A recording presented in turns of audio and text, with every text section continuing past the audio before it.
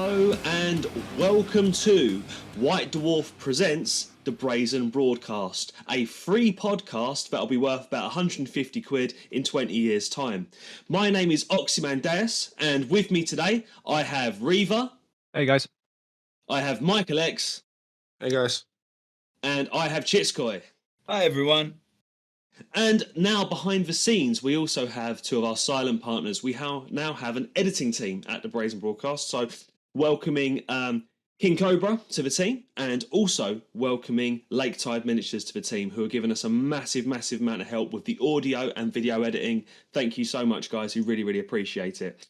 We're going to be talking about a few different things today, guys. We're going to be talking about the Community Awards for 2021 Chaos Dwarfs Online Community Awards. Talking about the awards, talking about who won them, and going into a little bit of detail about these users. And also, we're going to be talking about an idea that has really captured the imagination of the users of Chaos Dwarf Online, the battle against the Grey. We're going to be talking about that in a little bit more detail in just a bit. Start off, let's just catch up with the audience, guys. Let's just talk a little bit about what we've been up to and what we've been doing. I'll start. I've been working really hard recently on getting a Necromunda Ash Wastes gang together, because my gaming group had a Necromunda campaign a year or two ago, which was absolutely fantastic, and we got together and we've decided to give it another go, to have another campaign of Necromunda. And as a bit of a twist, we thought, let's not set this one in the Underhive, let's do something really out there, really different, and make it set outside of the Underhive, out in the Ash Wastes, because there's been so little lore about that place, there's been so little material over the years, and we can really make it our own.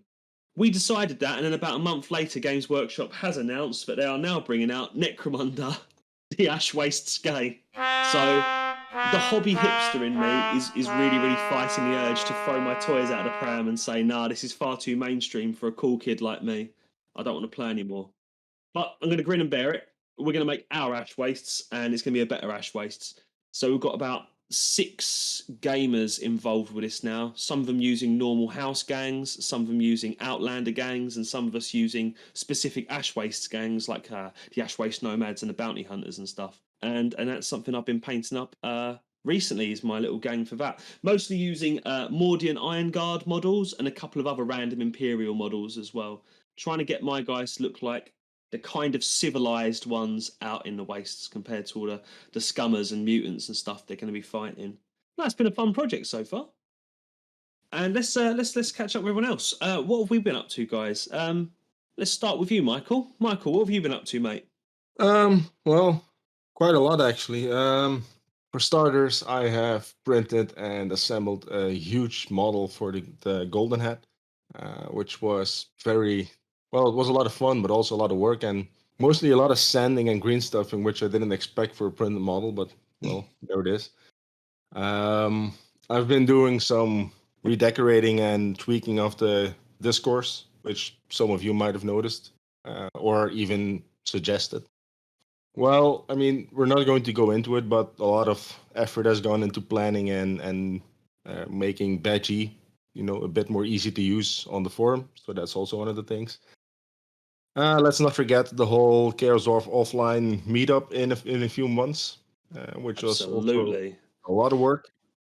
Well, and then other than that, just painting as much as I can. So busy few weeks actually. Nice one. Because this Golden Hat, obviously, you're building towards, is such an open competition as well, isn't it? This Golden Hat is just make what you want, create what you want, as long as it's related to Chaos Dwarfs. So, yeah, I too have built mine as of yesterday. But like you, it was a little bit more work than I thought it was going to be, a bit more ambitious. And I realised when I first started, I'm hoping painting it won't be as difficult as building it was. Well, thankfully, I'm about, let's say 85 to 90% done on the painting part. So it's just detail and varnish and picture time, which was probably a lot of work as well because, everyone's a critic. Awesome. And let's catch up with Chitzkoi. Chitzkoi, what have you been up to, mate?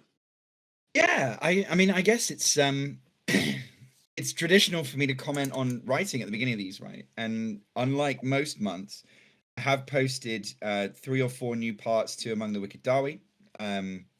which is really moving through into some pretty deep comparative theology, talking about Hashut and the green-skinned gods after the plot arc that dealt with the Hobgoblins. Now we're looking more at the goblin slaves themselves and the theology there.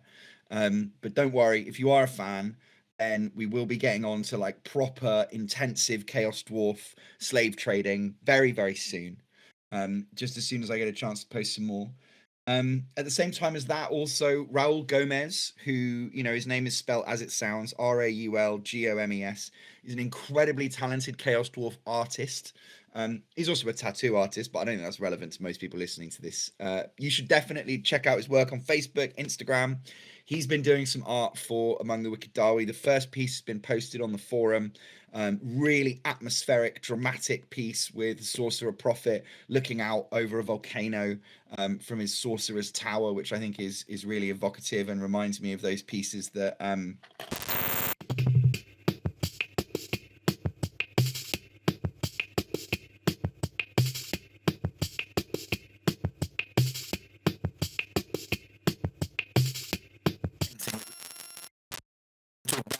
years. But in particular, it's going to be my first time playing 8th edition, which is going to take some learning, but we're all going to be learning together, so I'm optimistic about that. Yeah, absolutely. We're going to be joined by one other friend from the forum as well, but if you are in the UK and you are in the southeast region, do just send us a private message and maybe we can find some time to meet up later on in the year. Yeah, absolutely. And I'd say you'd be benefiting from my experience, Chits, except I haven't really got any. So we'll both be learning it together. We'll be working it out. That's the best, isn't it? And then Michael can just absolutely demolish us when we go over to Holland later. Oh, I know exactly what it's going to be. Michael's going to be this smiling assassin. He's going to actually have like a horrible face melting, like net list optimized for tournaments. I can see it now. You do play quite a lot of 8th, don't you, Mike? Well, that's a relative question. I mean, I only play 8th, but I don't play a lot. Like it's been since COVID hit, it's been one game. So I mean, I'm rusty. I'm getting rusty. Yeah. See, the thing is, I play a lot. Like I will war game normally once a week, sometimes a little bit more. But problem is I've got is that I play so many different systems that I struggle to keep them all in my head. So I'm a proper jack of all trades and master of none when it comes to gaming. Be interesting. Right, Reaver, what have you been up to, mate? Well, pretty much been trying to get my undead project off the ground. Started that kind of over Christmas break and tried to carry that into this year. Been painting a lot of the various fun models that people may have read about that I acquired at the end of last year, and it's been different. It's new colors. Colors are new to me, so using them is something. It's been a good change of pace. Having a lot of fun trying to play around with some of Zod's color schemes, or even just in a small amount. So that's been mostly what I'm looking to do. Finished a couple of units so far, working on zombies and crypt ghouls coming up. So it's been mostly that, trying to kick through a couple of things like the golden hat, just like Michael mentioned, although my project is a much smaller endeavor, I think, but something I've been meaning to do for a while. So looking forward to finishing that up. That and Bloodborne. You guys are going to probably hear about that for another several months till I finish. Bloodborne is just like the default answer. There's always Bloodborne in the background. Yep. Probably like these I don't know, these undead miniatures though, mate, have been absolutely inspiring. I've been like just seeing the classic sculpts that you've managed to get your hands on has sent me into a bit of a fit of googling old undead stuff and making plans that would definitely ruin any potential Bat-G success. Yeah, I'm lucky that they came in bulk and all at once. I don't really have any desire for more right now, which is good. I have a lot to wade through, and skeletons are probably the. Oh, sorry, talked over. Oh no, go ahead. I mean, skeletons are probably one of the easiest things to paint for a Bat-G. So, I mean, they must be. Yep. It's a pretty neat way to like get astronomically high numbers without actually painting like 300 actual models. Yeah, and especially that generation of skeletons, because the modern sculpts are beautiful, but they have such detail. You know, they've got like plates of armor and old rags and all that kind of stuff. Whereas skeletons from that era, they are just running around naked, aren't they? Even the horses. Like, if you're painting a skeleton on a horse, you could just paint that all in one. Spray, wash, highlight if you're feeling generous. Done.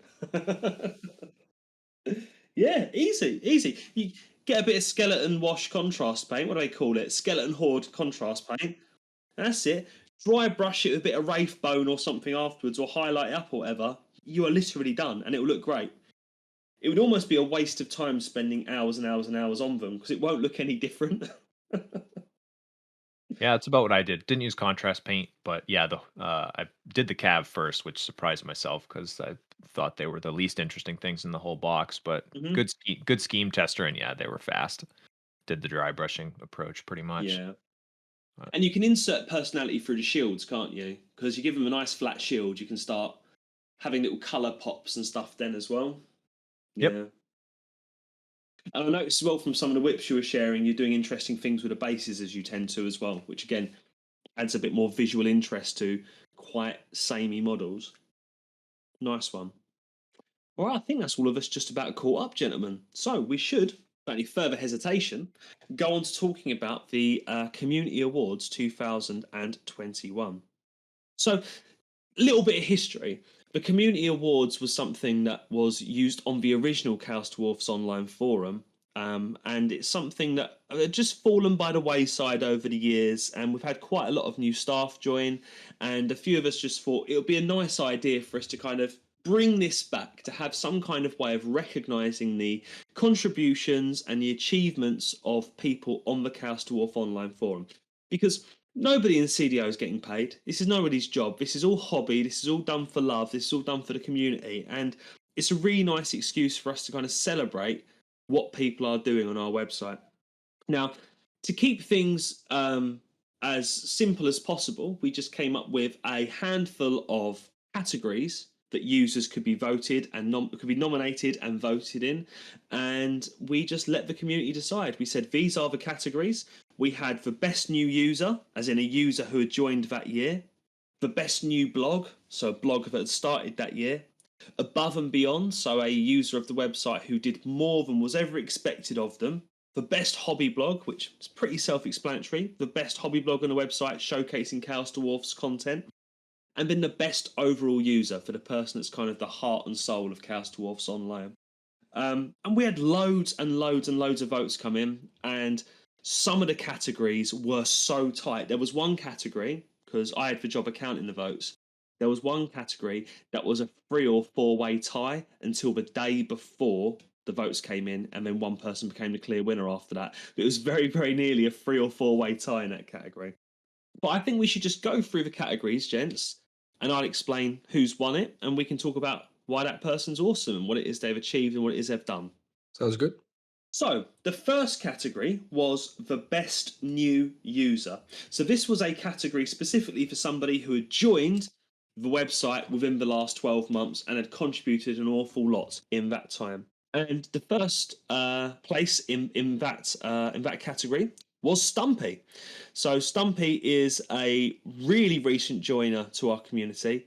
His positivity, his encouragement, his engagement has already marked him for Chaos Dwarf greatness. He's been contributing an awful lot of writing and artwork to the website. And most importantly, he's just been a positive voice on the website, a very encouraging guy, a person who's joined in with the discussions and is just genuinely well thought of and very nice. What do we have to say about Stumpy winning this this part of the competition, gents? Well, I'd say one thing, and he really leaped into the Discord head first and has just really been somebody who's, always there providing positivity on whatever people post. Could be writing, which he then delved into himself, or any of the painted miniatures. He's always quick to comment. So brand new to the Discord, he really just kind of took it and ran, which I think was really cool to see. One of the things that really surprised me, there's a thread, I believe, Oxy, you might have started, actually. It's the Renegades Culture Project. Yes, right. Yeah. And I was not following that necessarily. And I want to say like hundreds of messages behind perhaps in that thread on the discourse. And I I got a tag in it, and I was like, okay, like, I'll pop in there. And then there was just like this ongoing conversation about the nature of Walhoot in Renegade culture, and Stumpy was just like bringing me into the conversation as like a reference point to put Walhoot, in the cultural map. And I was just like, man, this is more than I would ever have expected from anyone. And he had gone and written his own ideas, and he was, Yeah. bouncing stuff off of me. And I was just like, this is more than this initial joke ever deserved. And I just want you to run with it. Like, you don't need to bounce stuff off of me. Just like, it's just amazing what he was able to just kind of latch his claws into, and kind of start setting a stake on things he was interested in the community, which I think is awesome. Definitely, definitely.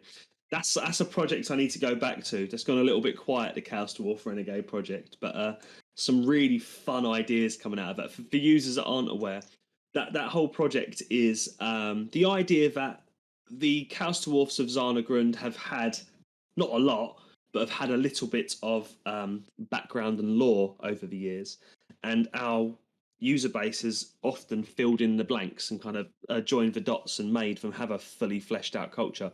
But the old Chaos Dwarf Renegades from third edition, the kind of the Helms, have never really had extended backgrounds. So what we're doing on that thread is we are accumulating everything that was written at the time about those Chaos Dwarfs and trying to fill in the blanks ourselves and create a fully fleshed out culture for Chaos Dwarfs that are not from Zarnagrund, so are not necessarily even Hashut followers. They might be followers of one of the other Chaos gods.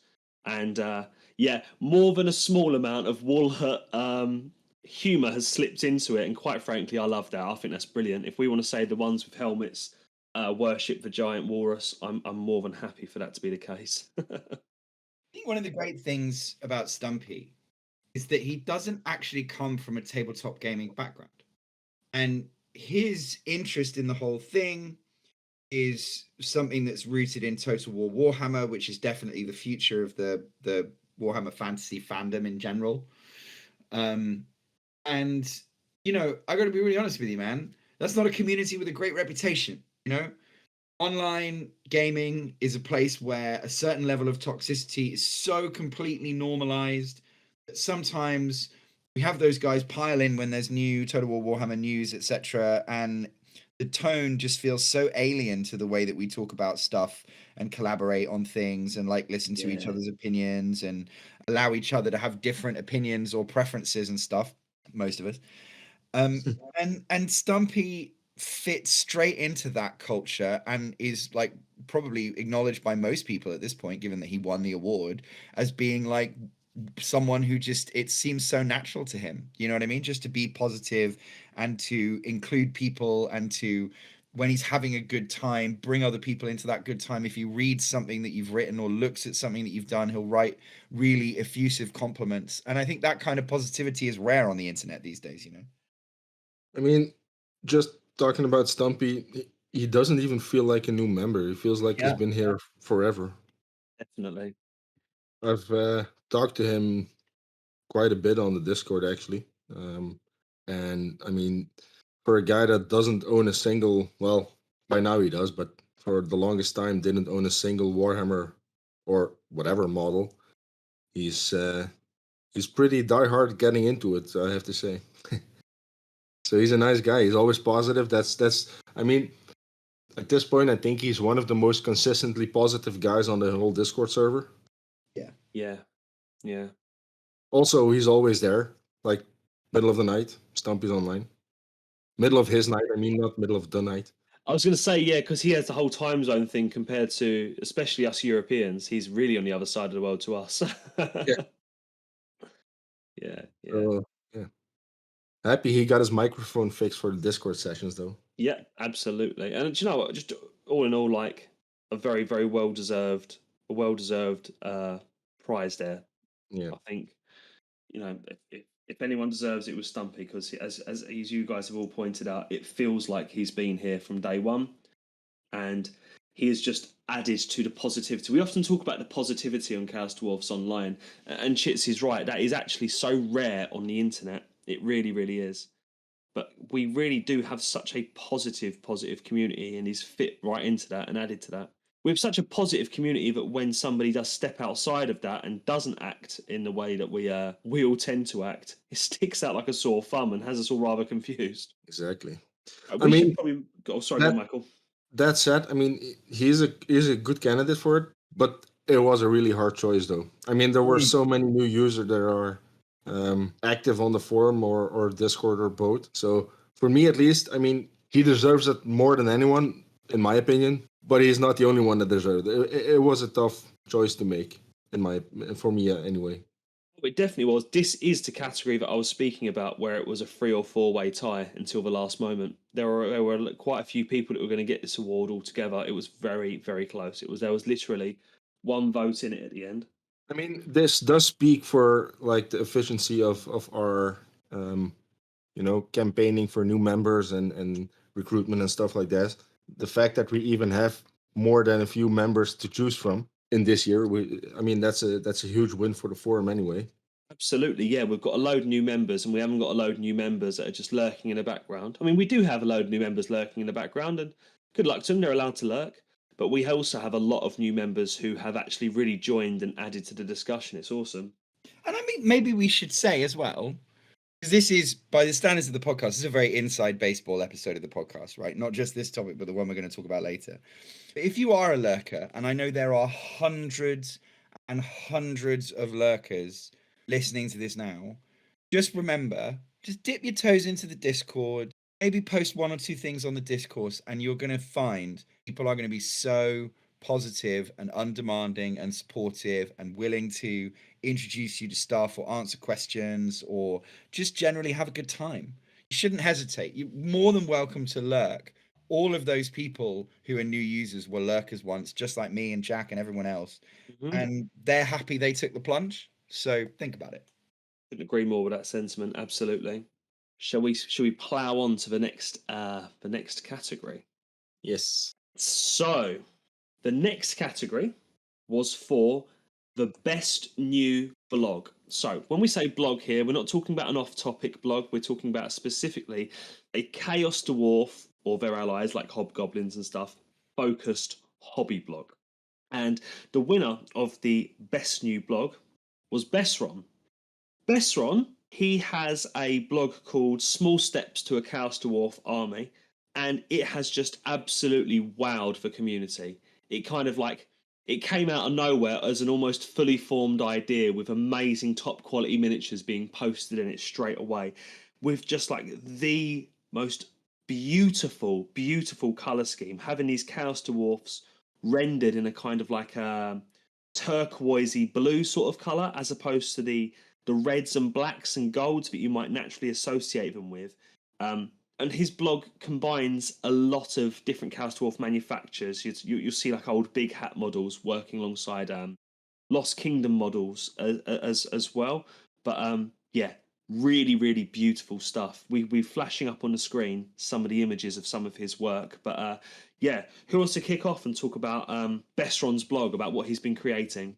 I mean, I saw his blog on Instagram before he joined, and I mean, the moment I saw the first picture of one of his models, I just hoped there was more of the same on his Instagram. And I started browsing, and I was like, we have to get a blog of this on the Discourse. So I contacted him, and we started chatting a bit, sent him an invite, and he joined. So I was very happy. And then he posts like the mother of all new blogs. So, I mean, the quality of those paint jobs is just outstanding. And I mean, it's not that he just posted a lot of backlog. He's like continuing to post high quality model after high quality model. It's just very, very deserved. Well, I love the paint job. This forum has like converted me to pastels. I love it.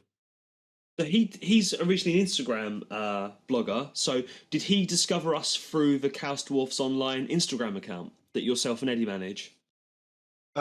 Well, I hope I remember this correctly, but I think either he commented on something or we commented on something of his, we being me and Eddie. And I don't know for sure if I just picked up a conversation between Eddie and him and just like dropped in a link, or to be honest, I completely forgot. but I'm pretty sure that we met him through Instagram. Well, 100% sure about that. If not, well, feel free to correct me on the forum. I hope I'm correct, but I'm pretty sure I am. Yeah, I would say one of the things that I've been really, really impressed with his blog, and it's something I alluded to kind of in my introduction to him, is that he's very open-minded about the Chaos Dwarf miniatures that he uses. He's not gone, I'm going pure classic or I'm going pure new. He's making both of those work alongside each other. And I think for me, especially the classic big hats, it's so refreshing to see them in a different light, to see them portrayed in a different way. I think that color scheme is just absolutely outstanding. I definitely think that freshness is the reason why when everyone came to look back over the people who got nominated, his blog was just so memorable. Yeah. In that kind of context, I can see why everyone, and I think myself included, I can't remember, flocked back to vote for him, because it was one of those things where it was like, there have been some fantastic new blogs this year, but this is a blog that challenged the veterans to think differently about the painting they were doing. And that's not something that, everyone, like with me starting out posting my stupid little stuff, like it's fun, but it's not something that is going to get everyone at every level of the hobby to step back and say, okay, maybe I could use a different color scheme. Maybe there's a whole different palette I can use. And that's just a very valuable thing. Yeah. To have an original take on something that's been around for 30 plus years, that's impressive, isn't it? It is. I mean, it is when it's done well, right? Yeah, absolutely. You are right. You are right. He could have picked that color scheme and done an absolutely shocking job, and we wouldn't be talking about it right now. It's not like this is an unoriginal place, right? The reason why the dominant Chaos Dwarf palette is the reds and the golds and everything is that's really beautiful. All the artwork shows you how to do it. All the photos from the 90s show you how to do it. There are other people who have broken new ground in that way, and they didn't have new blogs this year, but like Grask is a classic example of someone who does things with color schemes that are not, completely normal. I think the distinction here is that this one just kind of hit everyone like a bolt from the blue. He also does take really nice pictures, and has shown even improvement on that from when he first started and posted a bunch of pictures. But if you scroll down through the end, especially looking at one of his golden hat entries, which was a hobgoblin that came out really amazing. I'm not even sure if it might have been one of the ones I voted for. It's a really cool miniature. But even as you scroll down through that, he takes really, really nice pictures of the models, his bull centaurs, and the magma cannon and the more recent Lost Kingdom miniatures that he's shared. So it's well polished. He shares a lot of work in progress, which is something I like to see at least. So it just like it checks so many boxes, and it really it stands out amongst the new ones and old blogs. So it's one of those that will definitely challenge anything for best blogs on the site, and he's cranking these out at a good pace. So he's already down into like 110 posts on that blog in 1 year, which is amazing. That's such an underrated skill as well, photographing your miniatures well, because I've had miniatures that I've painted before and been really, really proud of the paint jobs. And if I've not taken a good photograph of them, I look back at it and it just doesn't show it in its best light, and it actually kind of makes what you've done not sing. It makes what you've done look nowhere near as good as what it actually is.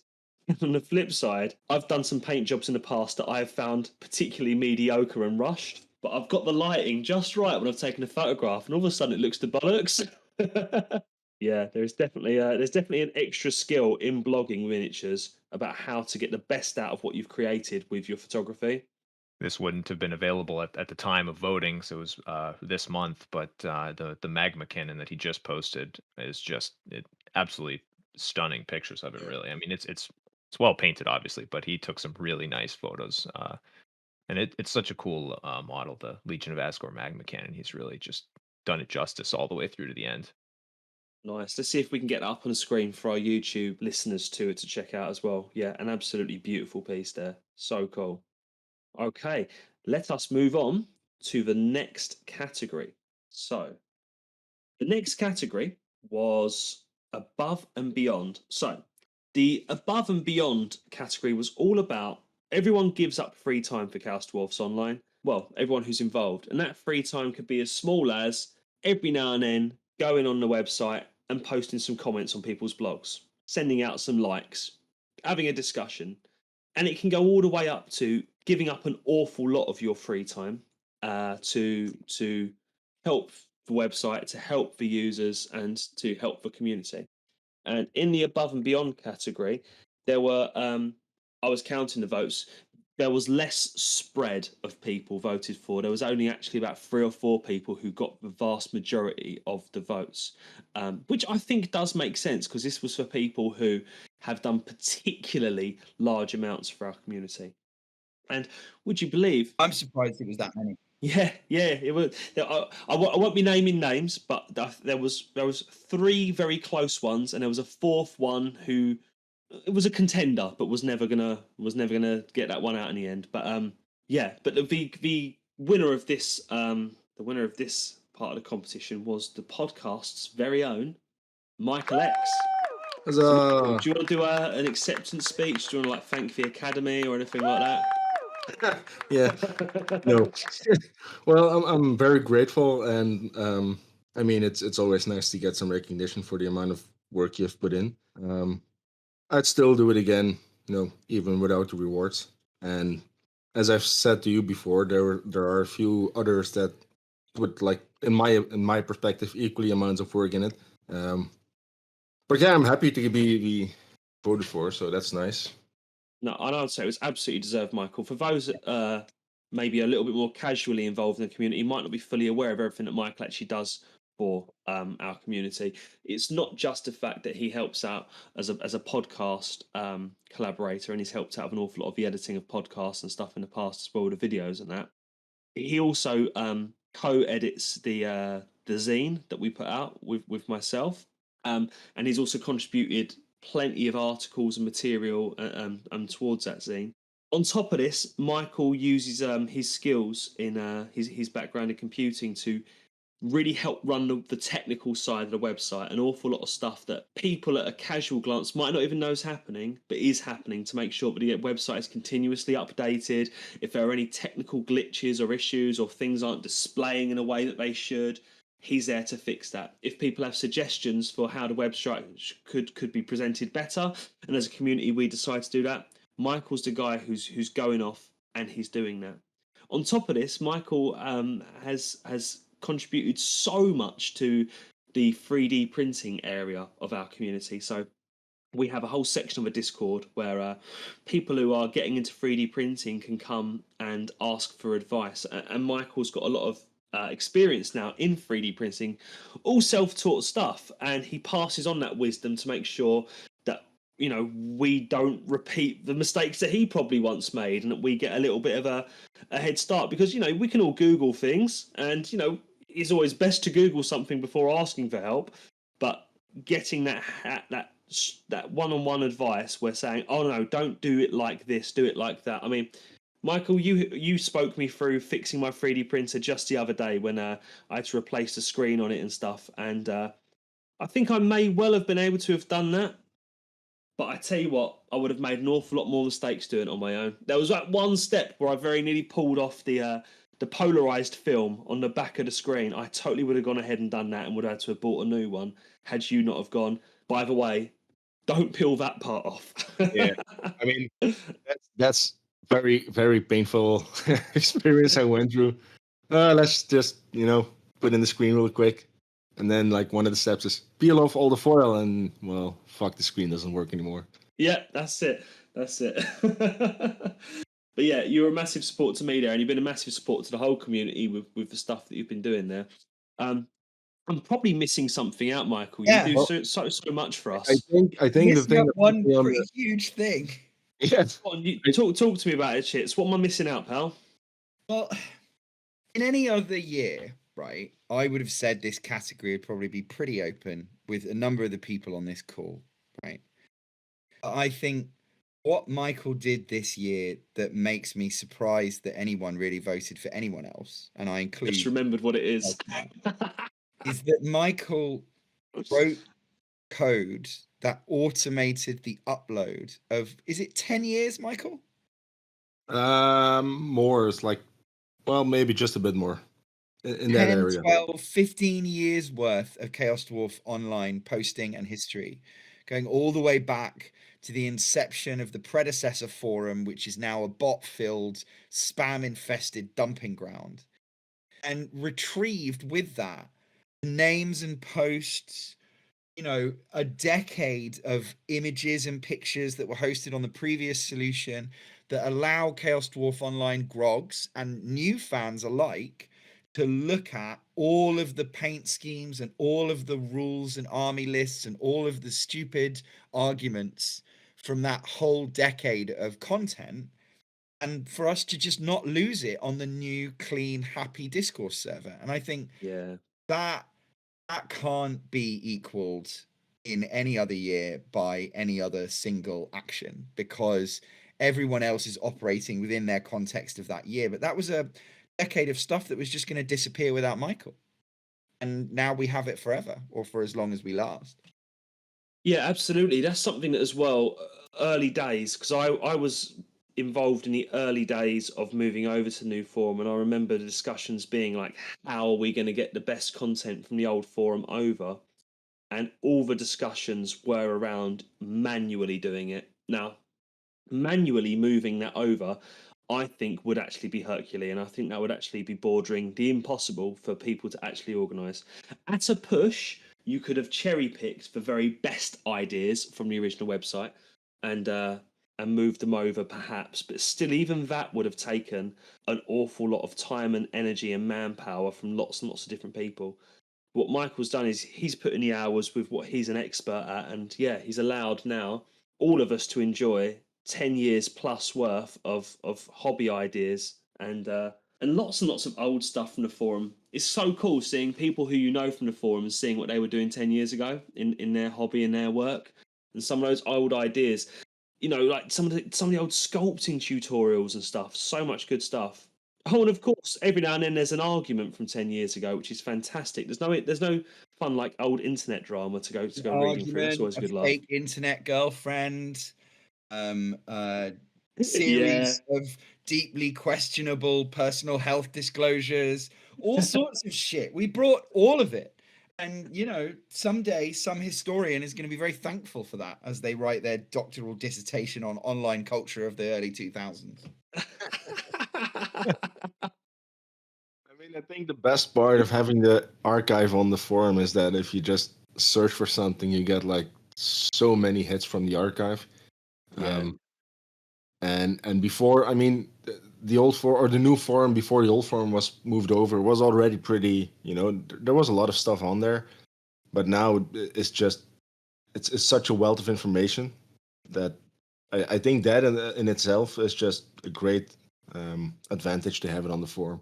So could you tell us a little bit about the experience of doing it, Michael? Because I think one of the reasons why everyone found it so easy to vote for you with such a huge margin is because ultimately you made it completely seamless for us, and it didn't really disrupt what we were doing as we went about our normal forum business, right? And so how did it feel? What was it like? What were the concerns? What were what was the moment where you really cracked it, Well, we've been talking about this for quite a while, even before I was made staff and whatnot. And I had some ideas, but actually it really started very soon after I got promoted to staff, as I saw a way to write software that can talk to discourse. So at some point we started talking to Xander about, getting access to the old forum, because I didn't have it because I wasn't a staff member back then. And that's basically, how we got rolling. It's I literally did what I do for a job like on a daily basis, but then, as a hobby. And at some point, the only concern was speed, because I actually wrote 2 versions of the software. The first one was relatively slow. Compared to a human, it was lightning fast, but compared to the second version, the first version took about 7 to 9 seconds per post on average. which, I mean, if you compare that to a human, no human can do 7 seconds a post. But I would have taken, like, if I remember correctly, like somewhere around 30 days, 24/7 working, which, well, let's be honest, it didn't work. It didn't run 24/7 due to exceptions and whatnot. So it crashed from time to time. So in truth, it would have been like maybe 2 months of continuous transferring. And then at some point, I tried to change some small thing, and I completely fucked up and had to start over. Which gave me a bolt of inspiration, kind of similar to what happened with the S cannon, where I dropped it and then decided to fix some stuff I was hesitant to fix. Same happened here. I deleted something and I had to start over and did some upgrades on the source code, and it dropped to like 2 seconds a post, which caused it to complete in I mean, like just over 10 days or something, I believe. And the reason it was seamless is because I had like God mode access to Discourse. Like I could just post in the name of everyone on the forum if you had an account anyway. So yeah, I just started creating posts in your name, which, I mean, I think that was the most scary part for me, where someone would be like, yeah, I don't want you to like post in my user account or as my user account. But, well, everyone was pretty excited about it in the end. So well, I mean, let's just dwell on that for a second. You automated it so well that users who had come from the old forum with the same name, and in some cases with different names if they told you about it, got all of their posts assigned to their user account so they could see their entire posting history without having to press a button, essentially. Which I think is, and then anyone who didn't come across, they just have a system post, but it has the name against it. So you can see immediately how all of the old members of the forum were just going to vote for you straight away, because you gave them back their whole memory and history of all this community they've been involved in this whole time. Yeah, and I mean, it was actually quite a fun project to do, just because of, well, you guys, to be honest. Also because for me, like we've said this a lot, like I haven't really lurked. I saw the old forum and I was like, yeah, no, I mean, I'm not going to join a forum that looks like it died in 2000, like style-wise. It just felt very old, kind of prejudiced against that kind of forum. But then I did like the content it had. So for me, it was also a way to, use all that old stuff and see it in a new way, in a new form, because I love Discourse. It's just it's great software. So there was a bit of a selfish reason for me to do it as well. But that said, I mean, hearing you guys enjoy it and see how much you love seeing the old stuff just motivated me to do it anyway. And to be fair, I'm considering, well, sort of considering if we should also do the wiki, if we should try to bring it on the Discourse itself instead of on the old, well, wiki, whatever it is. But that's even a bit more complex than the old forum, because there's a lot of sub references and stuff. But yeah, I mean, it might happen, it might not. It depends on the mood, I guess. What you're saying is your conspiracy to win this award 2 years in a row has already kicked into high gear, because if that's the case, I'm not fucking setting up any more shit with YouTubers. If I can't win an award for it, what's the point?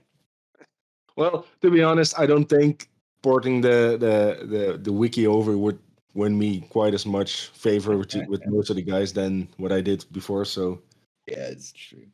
Also, I mean, I don't mind having a rule that you can't win twice in the same year or in 2 years. Yeah, perhaps, or maybe not the same category twice. Something like that. Yeah. Give schmucks like me a chance.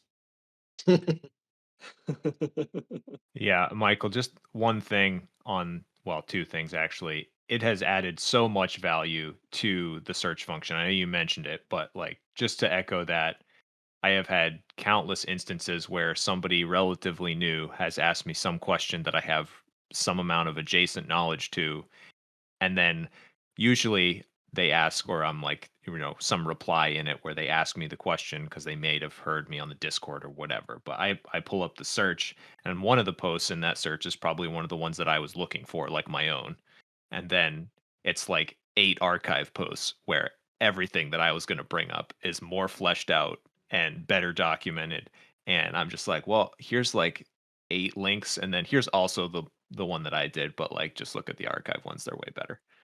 And it's happened with Vince a couple of times maybe, where it's just like looking at past conversions and past sculpting tutorials that just come up. Like I searched rivets in the forum, and it was like, well, here's like 18 different ways to do rivets. So it adds so much to have that there for both the old users that want to see it again, and for the new people that have such easy access now to all that information.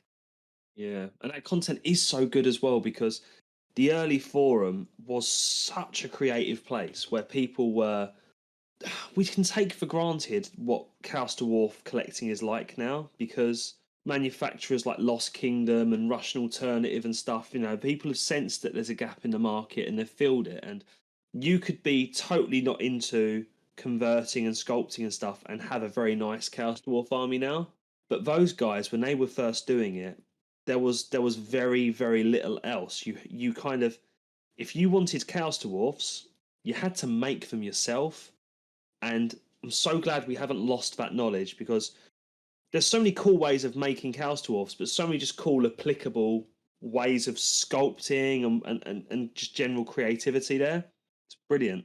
Yeah, you just reminded me that the other instance other than rivets was somebody asked me, looking for Hell Cannon crew inspired dwarf conversions into Chaos Dwarfs. And I was like, holy, do we have some posts for you? And it's like all of Xander's videos of Yeah. how to on converting Battle for Skull Pass. It's like just like you've got like 20 hours of tutorials to watch, like, and it's all just Xander like, was so good at documenting that stuff, wasn't he?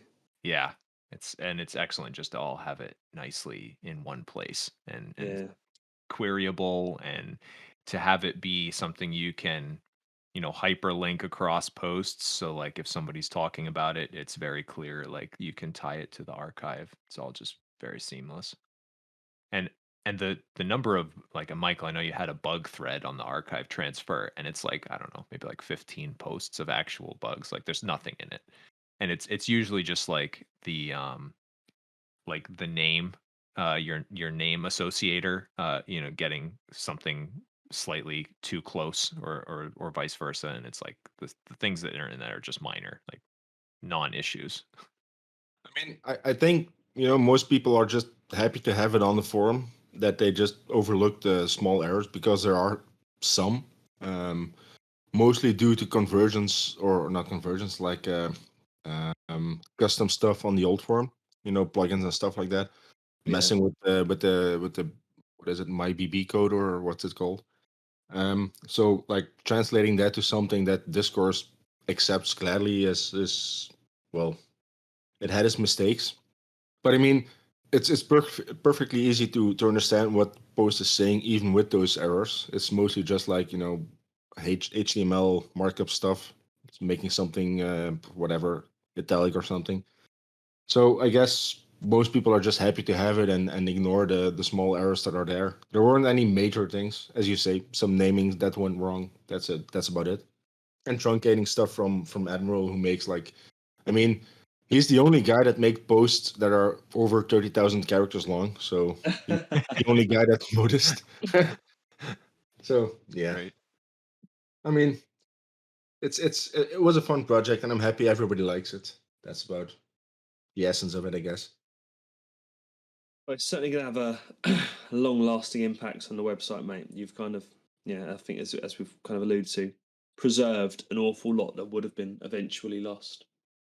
So yeah, once again, thank you very much, Michael, and very, very, very well-deserved place in our Hall of Heroes there in our Chaos Dwarf Online Community Awards. Now, the next part of the competition was the best hobby blog, and this was a really, really interesting one because this is the best blog focused on Chaos Dwarfs on a Chaos Dwarf online forum. The competition was always going to be crazy. And the winner of the overall best blog was a blog that I honestly do believe is the best blog on the website, and it was Reaver's blog, our very own Reaver from this podcast. This is a blog that, to my mind anyway, combines in perfect measure a really high quality of output, as in the actual painting is and converting is so good, but it's curated with such care. It's like a professionally put together blog. It's beautifully laid out. It's regularly updated. Reaver, I need your acceptance speech now, mate. It was a well deserved prize. Your turn to thank the Academy.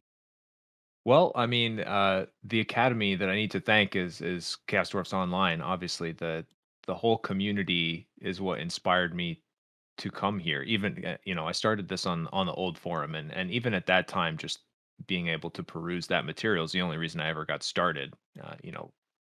My buddy and I were looking at armies to begin, and there's just so much to look at on Chaos Dwarfs Online. So we started with it, and the whole formatting thing was all inspired by a couple of the how to create blog posts on the old forum. And so none of that was really my own creation in terms of structuring and, reserving posts and table of contents or whatever. Like, it was all just a couple of users mooting on the old forum over how to structure a blog and where to put posts and how to kind of move forward with it so that people can have a discussion about the models. And I think uh, there's plenty of other good examples. I chose the one that I had used on the old forum, and I think one thing that gives me a huge leg up here was that when we came over to Discourse, I had exactly the amount of content that I was willing to manually transfer over. Uh, so, it was like 5 or 6 units or something like that, and not too much, verbiage behind it. So it was really just like, I started off with those units all complete and just able to fire them up on the blog quickly when Discourse had very few actual blogs. So I think in terms of the head start, that was probably not to be discounted in how things stand right now. But I guess what I will say is that, and we talked about Besron earlier, but this year we saw so many new blogs that I would have voted for best hobby blog if there wasn't a new blog category. So the rising sophomore blogs are going to be ridiculous in terms of what they achieve and what they can put together this year, I think, anyway. So this being the first year, I'll rest on having more time, but I think it's going to be increasingly difficult to pick this category out. Yeah, you are right about the quality of the new blogs. Well, it is so high. There is you were up against stiff competition anyway, Reaver. You really were. Such quality out there, but the competition is going to get harder and harder every year as these new blogs become veteran blogs. Yeah, and I mean we've talked about some of the other ones that have been like Toronto's blog. I'm fairly certain that's what I voted for in this, just because I feel like we have spiritually a lot in common, and he pulls together just ridiculous kit bashes all the time, and they're so seamless. So he posts, I think, almost more regular than I do. Recently, his Chaos Dwarf stuff has been more frequently than mine, I believe. So but yeah, I think between what's already on and the new folks coming along, it's going to be really interesting this next year, or this year, I guess. Yeah, definitely. And I do have a bird that clicks on the refresh button. This is alluding to to the fact that out of all the pages on Chaos Dwarfs Online forum, if you take just the hobby blog focused pages, Reavers has by quite a wide margin had the most outside links, outside clicks, people coming to view it, which has led me to believe that much like when Homer Simpson was working from home and he had the little nodding bird pressing yes for everything, I think he's got his on control refresh, just making sure that counter keeps going up. I mean, it's more than twice as many views as any other thing on the entire site that's not like an administrative page. Yeah. It's almost 9,000 views. And second place, which is Zod, by the way, is 3.8 thousand. Very respectable number, right? And then there's a huge pack of people sitting at about 3,000 views, like 7 or 8 blogs, including, you know, everyone you would think of, not least of whom Michael, Eddie, you know, etc. But I think you've got to come to terms, Jared, with the fact that the reason why yours is so far out in front is because I personally think it's actually repeat business. I think whenever Reaver posts something, people are like, "Ooh, I wonder what he's done this time," you know? And I think that's really important because we most of us end up having a style. I don't even have a style yet, but we'll get there, right? And from that perspective, when they post something new, you know you're going to get something following along in that. And you do have a style, but you also have this incredible range with it that I think means that whatever you've done, what has the madman done this time? Huge motivation for a lot of people. And I think it keeps people coming back. The minute that you do anything, they want to know, what is it this time, you know? I mean, Yeah, to be honest, I've just bookmarked your some of the blogs, but yours was one of the first I bookmarked. So every time you post something, I get a notification. So I mean, at least a few of those clicks are mine.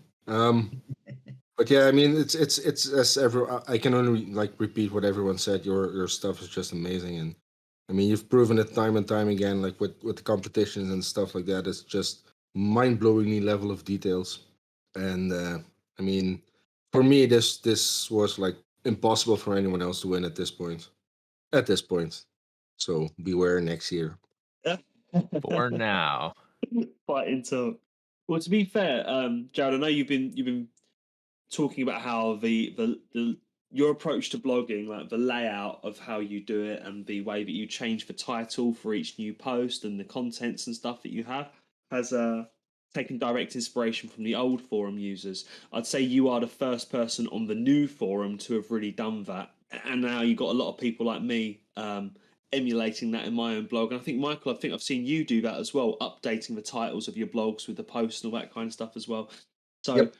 it's something that, you know, you've may have taken as an inspiration from the old forum, but has definitely become a positive thing that with other users have now carried on doing as well. It does make for a nicer website, for a nicer feel, for a more professional look to those blogs, makes them easier to navigate, you know, all of that sort of thing. Very useful for finding the content you're looking for. Yeah, I think the navigation aspect of it is like 40% for my own benefit. Yeah, Uh, yeah. and I'm glad that I didn't have to do like back cleanup in terms of like the approach that I've done. I'm continuing to use kind Yeah. of set from the beginning, because like when I need to find something, I go to the table of contents that I have. Like now it's at 300 something posts. It's just not worth fishing through, especially not on mobile. So that's great, and it helps me, if anything, just like be able to use my own blog quickly if I need to like direct people to stuff. Yeah, yeah. I find a lot of like Chaos Dwarfs online posting your material there is as much as anything creating a library for yourself. I mean, that's why I have somewhere in the region of 10 or 11 different off-topic blogs for every tiny little project I do. Because if I take a photograph of some miniatures with my phone, that's just been lost in my phone and it will take me ages to find it again. Whereas if I know that I have put it in a blog somewhere that I can search it, should I want to share that again, I can find it again pretty quickly. I mean, I've been really lazy with it to the point where when I've been working out troops in my Roman project and I can't be bothered to get off my arse and get down the shed and count how many of this model I've painted, I've just gone to my own blog and counted the models on it instead. Yeah, I do similar things. When I post whips of infantry, that's how I'm locking and how I'm ranking them up. So I pull up my pictures there to make sure when after I paint them that I rank them up in the way that they actually fit in their ranks. Nice, So that's a good it's shout. definitely You know what the best part about changing the title of the topic is?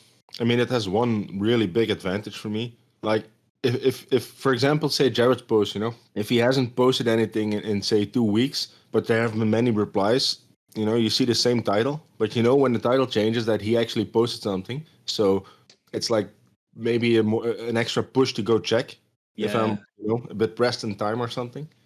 Yeah, it's how you know the difference between an update and just a reply. Exactly. Yeah, good stuff. Good stuff. Right, we should press on, gentlemen, because I think, am I right that there was one other category, wasn't there, that I haven't got There to was yet? one Yeah, last category. the last category. So the last category was best overall user, just the best user.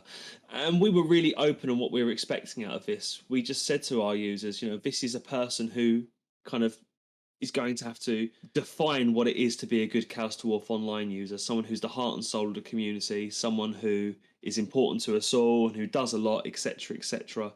And I was so happy that it was Admiral who won this prize, because I think he is the perfect person to earn this accolade.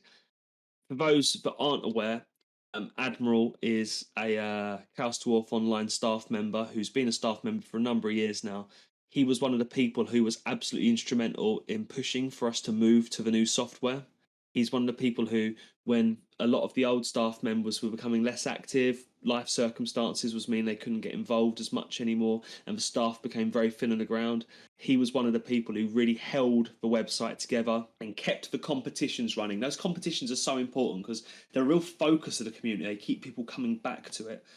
And on top of that, he's just an all-round lovely bloke as well. He's so supportive, he's so friendly, and he's always got, if you ask him a question, he will always answer you in plenty of detail. He's always got lots and lots to add to the discussion. So, yeah, I was extremely happy, as I'm sure most of you are, that Admiral got this award. Has anyone got anything they'd like to say in particular about Admiral winning this?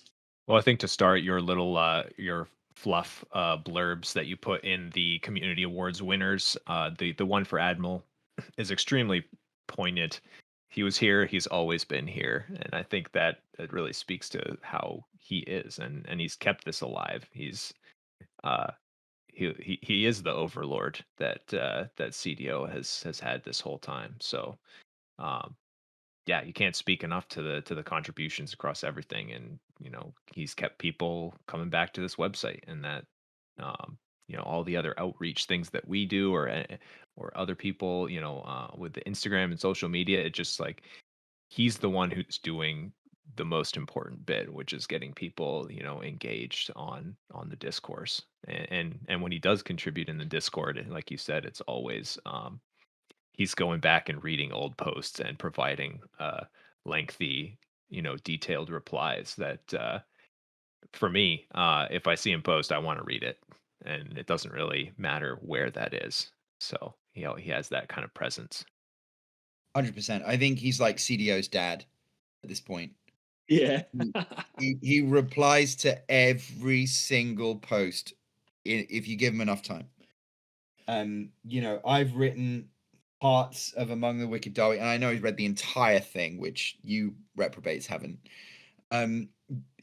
He just puts the time in to make sure that everyone feels interacted with and appreciated, and that things end up at the top of the list, so that if other people maybe weren't replying on it, that there's a chance that they will. And it's because he's a community-minded guy, but he's community-minded to the point where no Admiral, no Chaos Dwarfs Online. It just wouldn't have existed without him, because when most of us rocked up and started the era that really started in the last 12 months, it was purely an environment being kept going by his efforts.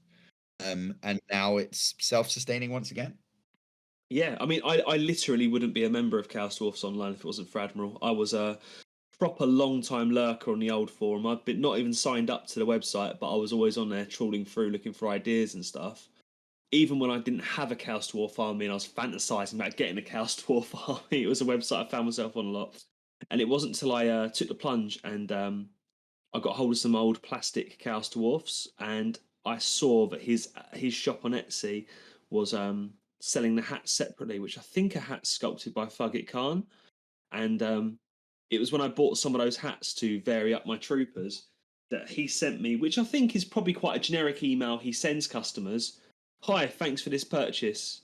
You might want to become a member of Chaos Dwarfs Online and share your hobby progress with them and stuff. And that was that little push I needed to kind of click and get involved. So if it wasn't for Admore in his store, I wouldn't even be a member of the website now. Got a lot to aim for. Well, he recruited me from Facebook, where he posted a link to the new forum at some point. But for me, the single most important reason for him being chosen the winner of this category is the fact that he doesn't see himself in this manner. You know, he sees himself as like the competition monkey, and that's about it.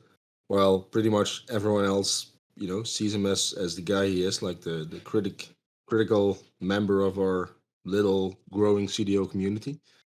And I think the fact that he actually got nominated and voted for and won the competition, I mean, I hope it does like make it clear to him that we do really value the stuff he does to us for us. I think he's, you know, if there are people listening to this who don't have an Admiral story, and any positive stories you do have are about people who are only here because of Admiral, right?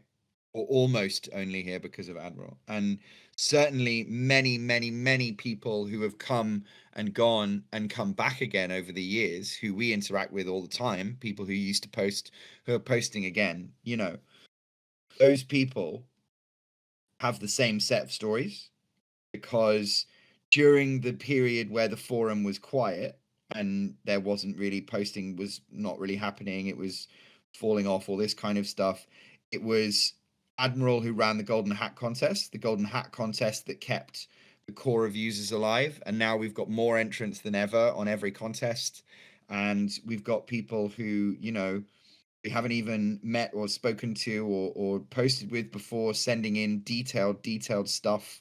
And we've got all of these people who are lurking in the audience and whatnot, who have enough content to interact with on a regular basis.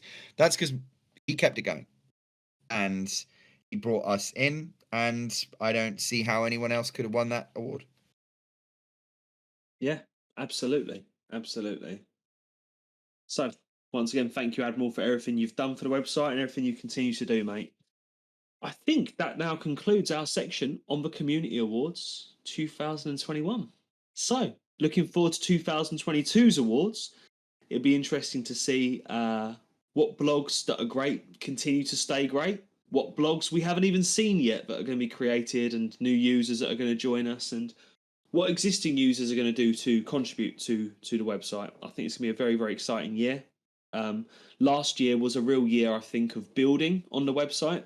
And now, as Chit said, it's become a much more self-sustaining environment now. It's going to be very interesting to see what is generated on the website over the next year. In fact, we can talk a little bit about the progress people are making this year in their hobbies, because our next segment is going to be all about the battle against the grey. Now, the battle against the grey is a kind of community initiative, which I haven't actually taken part in before. I didn't take part in this last year, but users on the website have taken part in. And the battle against the grey is a way of tracking your hobby progress. The premise is very, very simple, despite the fact it seems to need to be explained on a semi-regular basis. The premise is very, very simple.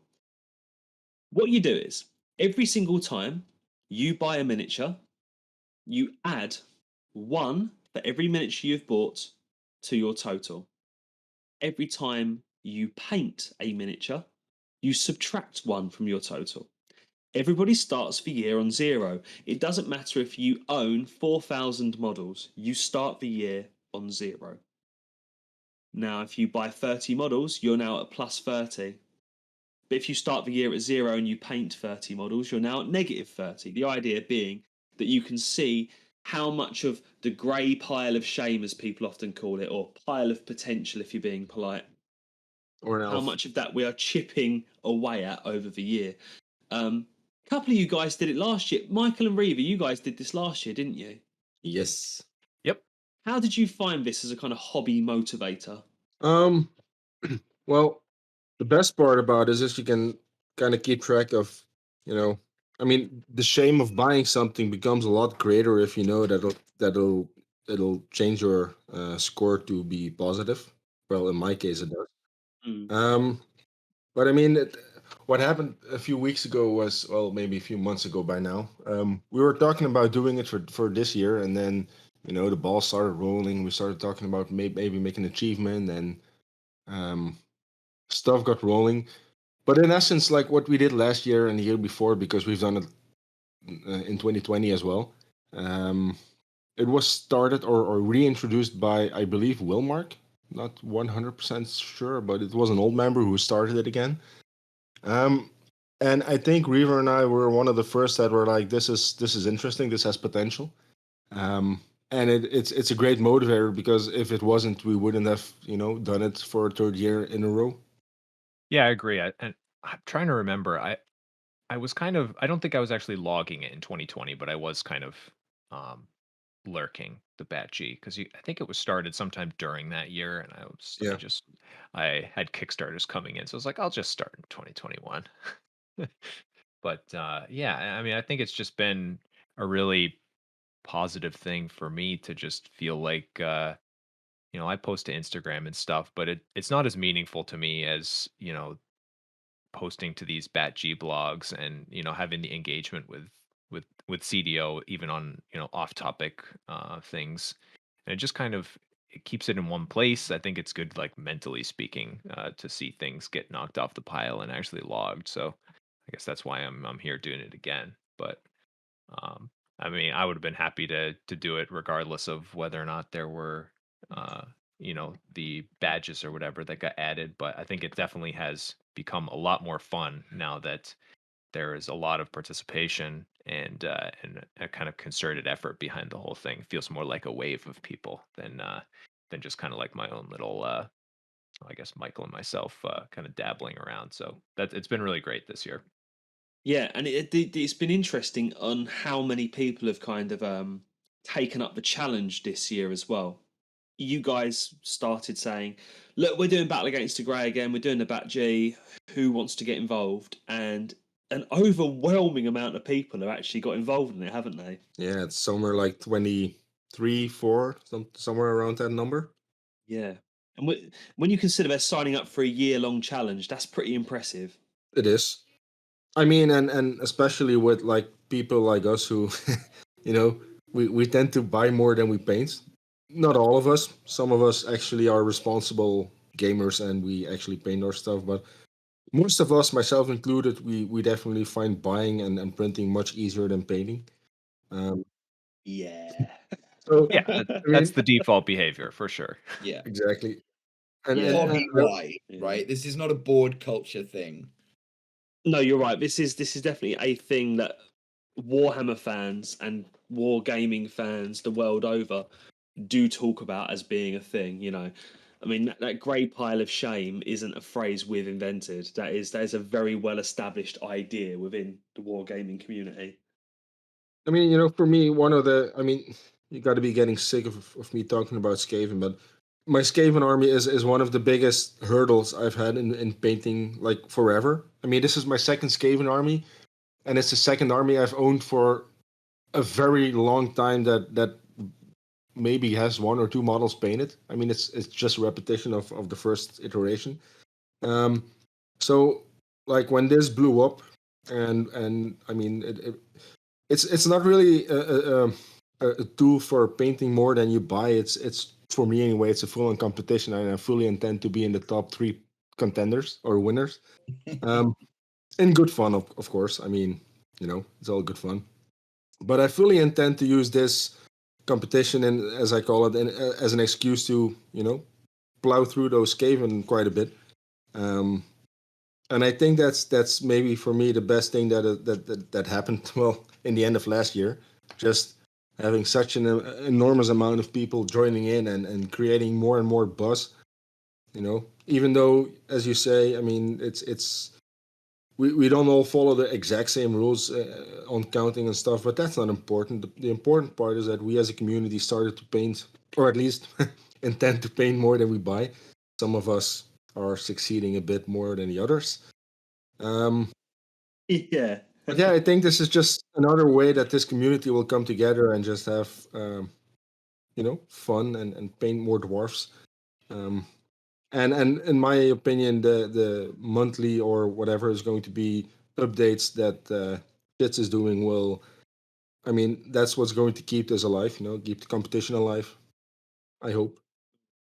It's interesting hearing your kind of motivations there, like saying how you're finding some motivation from the competition side of it. For me, it's just I'm liking seeing how I'm getting on against others and stuff, but it really is me versus me.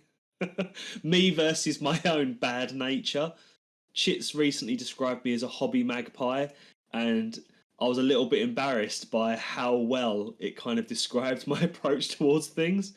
That I have so many unfinished projects that because I just see something shiny and just go towards it. I'm, and this is something I think in life as well. I'm very good at starting projects. I'm not always very good at finishing projects. Michael, you coming in to help me out with a zine, you know full well this is my nature. I'm very good at starting zines. I'm not very good at getting zines out. I'm very good at recording podcasts. I'm not very good at actually getting around to editing those podcasts.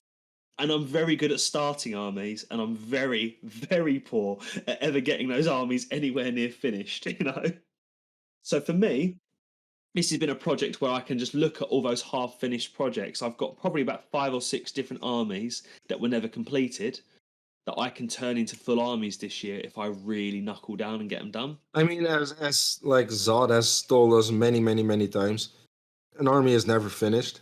So, I Very mean, true. even if you painted everything you own, it wouldn't be finished. But having finished my Lizardman army, at least the ones I own, there is something deeply, deeply satisfying in like, it's honestly, it's the first army that I own in 12 years of hobbying that's fully painted as far as I own stuff. It's nice. Like that, That's a good place to be. So I fully intend to continue this. Well, I'm speaking of it. I'm finishing my second army as we speak because I'm painting my last unit of Chaos Dwarf warriors. Nice. Yeah, I've been painting some of my Empire militia actually while we've been speaking. So I love the fact we're discussing Battle Against the Grey right now while secretly battling against our Grey against one another. Especially where me and you are doing a very, very similar sort of level here, Michael. So yeah. I have put 44 Night Goblin flesh base coats on during this podcast, and I will finish these last 6 while we are talking. I think the reason why everyone went for it this year is kind of multiple reasons, right? There were, you start with your hardcore veterans, right? You got Reaver and Michael rolling in from the previous year, starting to talk smack with each other a little bit, talking about what they want to achieve, all this kind of stuff. It's New Year's resolution season. And then you've got new people like me piling in and saying, oh, this is going to be a great way to keep track of everything. I want to join in. I want to think about it. And then you start to get to this point of critical mass where everyone's just putting these empty blogs up on the board. And people who weren't on Discord at that moment to know that that was the conversation that we were having, nevertheless, they look at it from the outside and they're like, everyone's doing this thing. I should do this thing too. And I definitely think by the time we get to about 30 people, every hobbyist has come to this for a different thing, right? Some of them because they need the motivation to stop buying and printing miniatures. Some of them because they need the motivation to paint, because they don't necessarily enjoy or find it that easy to paint. Some of them because they want to win or make progress or prove a point to themselves about their hobby or whatever. For me, it's just about structure. Like it's just, I started my blogs purely as a list of what my Grey Mountain is so that I could break it all down and demonstrate to people that I wasn't exaggerating. When I say some of the things I say about how many miniatures I've got. But now that I've got that, it's like, what can I do? You know what I mean? How well can I do against it? And I now that we've looked at the first month of results, and every month at the end of the month, I'm going to tally up everyone's scores, and then everyone's going to pile in and tell me their scores a day late because that's just the way the world works. And then I put it on a graph and I compare everyone to everyone else. And I think that alone just drives people to think about their purchasing, their printing, their painting in a different way, because now they're doing it in public. which means they can't lie to themselves about whether they're intending to do something. You know what I mean? Because they know at the end of the month, they're going to be held accountable for whether they delivered on what they said they were going to do or not, which is not something that it's easy to do in private to motivate yourself in that way. Very true. And I think that's as natural point as any, Chits, for us to start talking about the fact that you have been collating the data and that you are putting together this monthly league table about how people are getting on. I reckon we should all get the graph up on our screens, boys, and I reckon we should put the graph on the screen for the YouTube viewers so we can start discussing how people are getting on in the battle against the Grey. Talk about our own progress as we get to us. Talk about people's victories. Talk about people's misfortunes, shall we say? And just discuss, what's the lie of the land after 1 of 12 months down? We're 1/12 of the way through the competition. What does it look like now? Let's quickly load that up on the screen, boys, so we can I'll talk put it in about podcast resources. Hero. Just so you know, at the top of the thread is where I will always keep the most up-to-date version of the graph. The graph changes over the course of the day after it's been posted because everyone pulls their thumb at their arse and actually posts their updated score because I put their name up there and they look bad in front of their friends.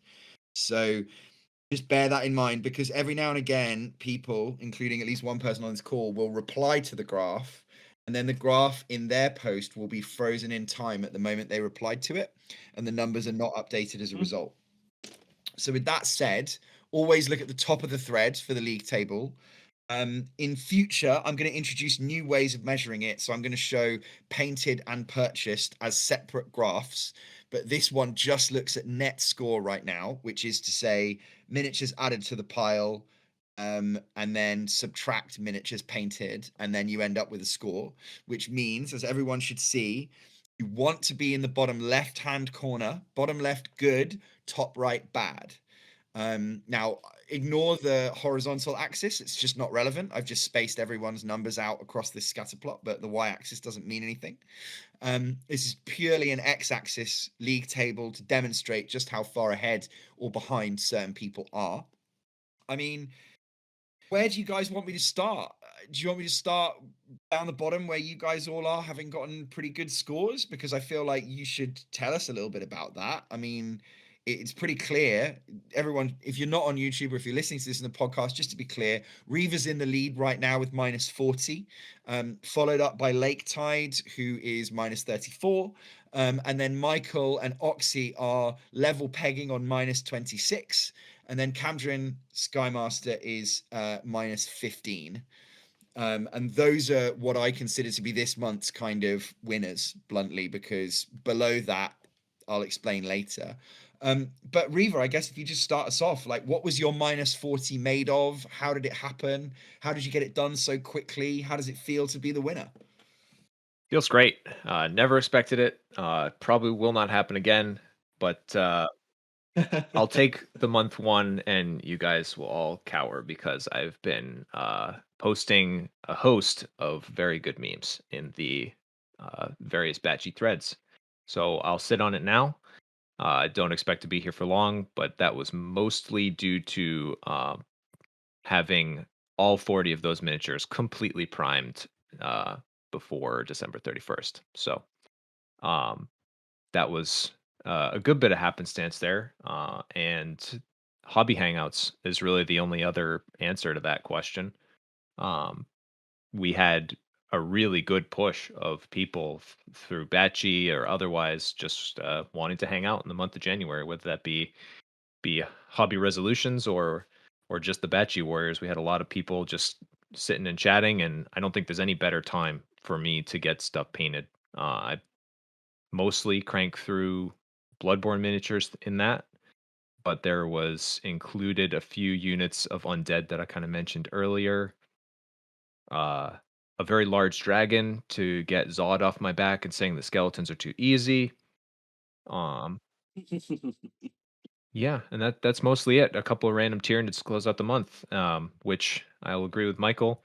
Those are the last Tyranids in my possession. So after like 16 years of having Tyranids, finally don't have a Tyranid. So that's great, I guess.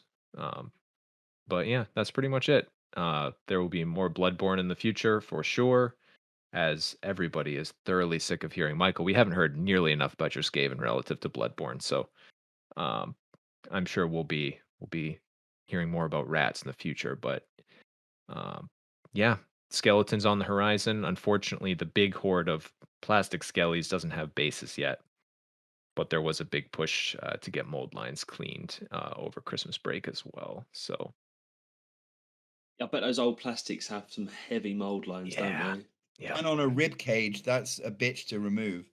yep, Yes, yeah, the nature of them as well. That's one thing that plastic manufacturers have got much cleverer at is one, making their mold lines smaller, but two, just angling the miniature in such a way that the mold line naturally fits a seam in some clothing or a natural line on the body. Whereas those old miniatures from the 90s and stuff, I didn't give a single fuck. It'd just be a mold line going straight through someone's face sometimes, wouldn't it? yep. And just to strike fear into the hearts of everybody up and to the right, um, I have about 80 plastic skeletons cleaned up. Fuck. Yeah. Oh, it's over, guys. Might as well quit. And were you tested at all with temptation, Reaver? What's your situation for staying clean? Because you didn't add any new miniatures this month, did you? I did not. Honestly, the only thing that's been tempting recently has been Lost Kingdom digitals. So there's not really been much in the way of physical miniatures. I mean, Games Workshop's working Eldar. I don't care. Like they should continue making Eldar for the rest of the year. In fact, I'd be very happy about that. Um, Eldar, Boneburks, and Primaris, I believe, are on the list. Chits, Reaver, you're all right, yep. mate. Yeah, that would be great. I would love those to be released in mass quantities. Yeah, they're just Boneburks Wave yeah. 2. That's all I want. Just more of that. Just anyway, no, not really a whole lot coming at me. I do have some stuff that I think is going to hit this month, but hopefully will be minor. I have a buddy printing some stuff for me, but mostly that'll be some projects to kind of vary up the undead tide. Hopefully of the Lost Kingdom Bone Giant Archer, which I'm pretty excited about. So haven't received it yet. But I think that'll probably be my first plus. Um, and then the big elephant will be if Bloodborne 2 is released, I'm screwed. So um, that's it. And just to be clear, for the listeners at home, how many miniatures did you clear from the original Bloodborne tabletop game release? How many did I clear? Like, As in, how since... many did you receive from that release? Oh, okay, yeah. Probably like 210 or something like that. And you're expecting the sequel to be comparable size Kickstarter over time, right? I agree. Yeah. Yep. So you're talking about a potential minus 200 premium that would completely consume your 80 skeleton gains that you might make with some cheeky contrast rib cages. Yep. Yeah, my biggest fear is that I'm going to take all of my easiest to paint miniatures and convert them into objectively more difficult to paint things, and have one entire black shard be erased. This Bloodborne game's from Simon, isn't Yep. it? Simon Games. That's right. Have you got their Boys and girls listening at home, if you Yeah. could just all write letters to Simon Games, please, and just say, there's massive demand for Bloodborne 2. We love Bloodborne 1, but our biggest criticism of it was there was just not enough miniatures and not enough mold Not lines. enough If we could have repeat more miniatures. miniatures with more mold Yeah. lines for release 2. And also, could we have it we don't want it for Christmas because, December doesn't count. We want it November. A November release would just be perfect. Yeah, make sure that Thanks. card charge deadline gets cut in before the end of the year. Otherwise, I'm counting it in 2022. Yeah, no, and I would appreciate the support, like me and the other 6 people on the Bloodborne board game Discord who care. We would love the support. So, Well, it's a dogfight, Reaver, but before I move on to talk to Michael and Oxy, you're afraid of things for yourself. Who are you afraid of fundamentally on that league table? well, I mean, Lake Tide has ridiculous speed painting ability. If his number of unpainted miniatures is accurate at the top of his blog, then he doesn't have enough for Black Shard or very close to it.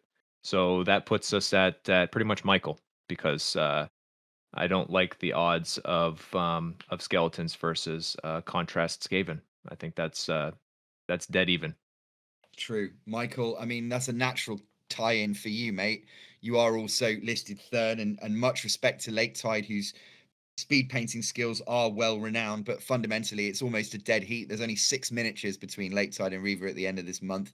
I strongly recommend you check out both their blogs, although realistically, if you're listening to this, you probably have Reaver's blog open right now, and presumably you're sitting there hitting F5 like the rest of us. Michael, tell us about your month. Tell us what you did, how you got to minus 26, whether you added things, what you're optimistic about, what you're worried about. So I want to start with the fact that I painted Gold One Riders, which are basically like Gold Ones plus Riders. So that minus 29 I added is basically double that. Just saying. But yeah, I mean, the motivation at this point is just having 2 finished armies for the meetup. And if I can smash them out, before my deadline, which is April, even better. But to be honest, I just painted the first 2 weeks in January with a lot of the time with Reaver, in the hobby hangouts. And then at some point I just switched over to the Golden Hat model because, it's a lot of work. So those 40 something Chaos Dwarf Warriors have been looking at me, all evil-eyed from across the table for the best of January. My personal deadline for these is in 2 weeks, so I'm well ahead of that. And I really hope to enter these somewhere in the end of this week, maybe the end of next week. And then I have a few temples that are coming up for the terrain that I want to bring to the meetup. And then, well, I mean, it's hold your horses, slaves, Skaven slaves, clan rats, all of the good stuff. So, yeah, it's a slow start for me, but I did pretty good actually compared to some of the others. Say, you can't call it a slow start if you're going to come in joint third place. True. But I mean, it's only 1 unit, Yeah. I painted 1 unit. When you count by units, it's not a whole lot. It's just the fact that it's a pretty big unit. But I mean, my goal is to fully end with at least minus 200. So, and that includes, everything I buy and paint and buy and print and whatever. So probably closer to minus 250. I did print 3 ogres this month, which were actually scheduled to be somewhere in the summer when they were to be printed, but I couldn't help myself. But they were planned for this year, so, I was going to say, in the grand scheme of things, you think Ogre Kingdoms is going to be a project you're going to print a lot of this year? Because it is a low model count army, so there are worse things you could be doing. Yeah, I mean, when this became competition in my head, I fully switched over to let's paint something that's a horde army and easy to paint, and let's build something that's low model count. So painting Skaven backlog and starting Ogre Kingdoms as a parallel army. I mean, it's a good combination to end high. And I mean, even though I have a few models in my display case that are even now looking at me, about 15 ogres or something, I do really intend to paint every ogre I'm printing this year, above all the Skaven I'm printing and all the golden hats and whatever competitions. So yeah, I think unless something really bad happens, I should end up with at least half a painted Skaven army and hopefully almost playable Ogre Kingdoms army by the end of this year, which would be the most productive year ever in my hobby time. I just want to clarify for people listening at home, by the way, because we mentioned Black Shard a couple of times there. Just to be clear, the ultimate target for everyone is minus 200. Yeah. Because the forum awards go for minus 50, well, minus anything, minus 50, minus 100, minus 2. It starts at -1 for brass, and then it's minus 25, and then it doubles until minus 200. So 25, 50, 100, 200. 5. That's crazy. Yeah, that's silver. Okay, well, thank you very much. But in that kind of environment, like I think it's really important. Black Shard is the top level. That's minus 200. You know, I have at the beginning of this year 2,500 unpainted miniatures. So there are some people who were talking tough, myself included, in December about double Black Shard. What matters fundamentally over the course of 12 months is, can you control your buying and printing behavior, and can you paint with discipline and focus, right? Quality, this is not what it's about. It's about having more painted miniatures than sprues and gray stuff at the end of the year than you had at the start. And I think that means that when you hear us talking about, oh, going after horde armies, all that kind of stuff, that's all in the game, baby. It's not against the spirit of anything, because the spirit of this is to have more paint done at the end than you had at the start. And Jack, tell us a little bit about your Yeah. month and how you ended up scoring the same as Michael. So my month has mostly been consumed with prep for this Necromunda Ash Wastes campaign I was talking about. So I've painted a whole Ash Wastes game, which is, let me quickly check, they're just behind me. 1, 2, 3, 4, 5, 6. So that's 7 gangers. I've got 2 gangers extra riding on horses and a tank for them to drive around in. So some of those in that were quite a quick win, and some of those models in there, especially the horses and the tank, were quite a slow way to earn 1. Because this is the thing, isn't it? -1 is -1. One little goblin on a base is -1. One chimera tank is -1. So, some of them have been quite slow ways to earn 1, especially the horsemen. Another thing that I painted, which I think was quite a slow way to earn 1 each, was I painted a unit of 10 Roman cavalry. And the models were really beautifully detailed, which is lovely, but it did mean they took a lot longer to paint than I'd hoped that they would. But then I've offset it slightly. I've painted some things that were very slow ways of earning points, and I've also painted some things that were very quick and easy ways of earning points.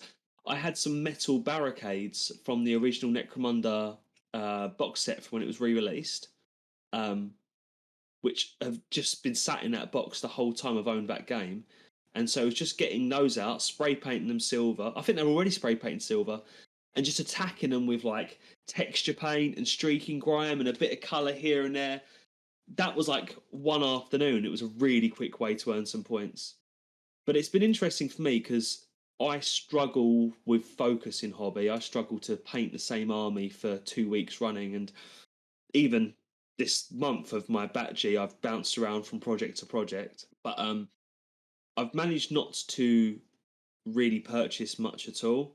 I received a couple of gifts, and I bought a model. So I think I'm like +3, -30 at the time of recording. So I'm actually about -27 now.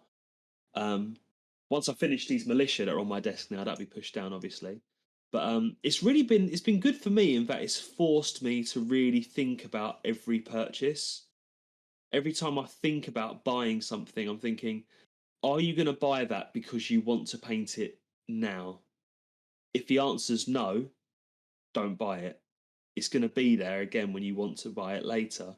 Because I think I've got a terrible habit, which I think a lot of wargamers do, of buying things I like, knowing I'll paint them one day. And that is the way to grow a pile, isn't it? Buying them now because I know I'll paint them one day. I've also fixed my 3D printer, which is really, really nice, and that's a really good thing to have. But it does also mean that I can have hundreds of models at a touch of a button now, costing me pennies each. Which, yeah, that's where my real temptation is coming from right now. It really is. I've even got to the point I was talking to you about it last night, Chits, where I had some models that I liked the look of, and I've literally put them together. I've sliced them. I've got them ready to print and just not pressed print. They're there like one day I'll print you. But yeah, I don't know how I'm going to get on this year, guys. I'm going to try not to buy too much. I'm going to try to paint more than I buy, but I'm definitely not in it to win it. I'm in it to join in with a competition, and I'm in it to knock down my own great pile. And nobody really believes you, mate. So look, there's a lot of there's a lot going on, I think, in your specific choice, right? And when we talk about the magpie thing, really what you're talking about, as opposed to some of the stuff we've been talking about with the others, is very much many smaller projects, right? Not big batch painted regiments.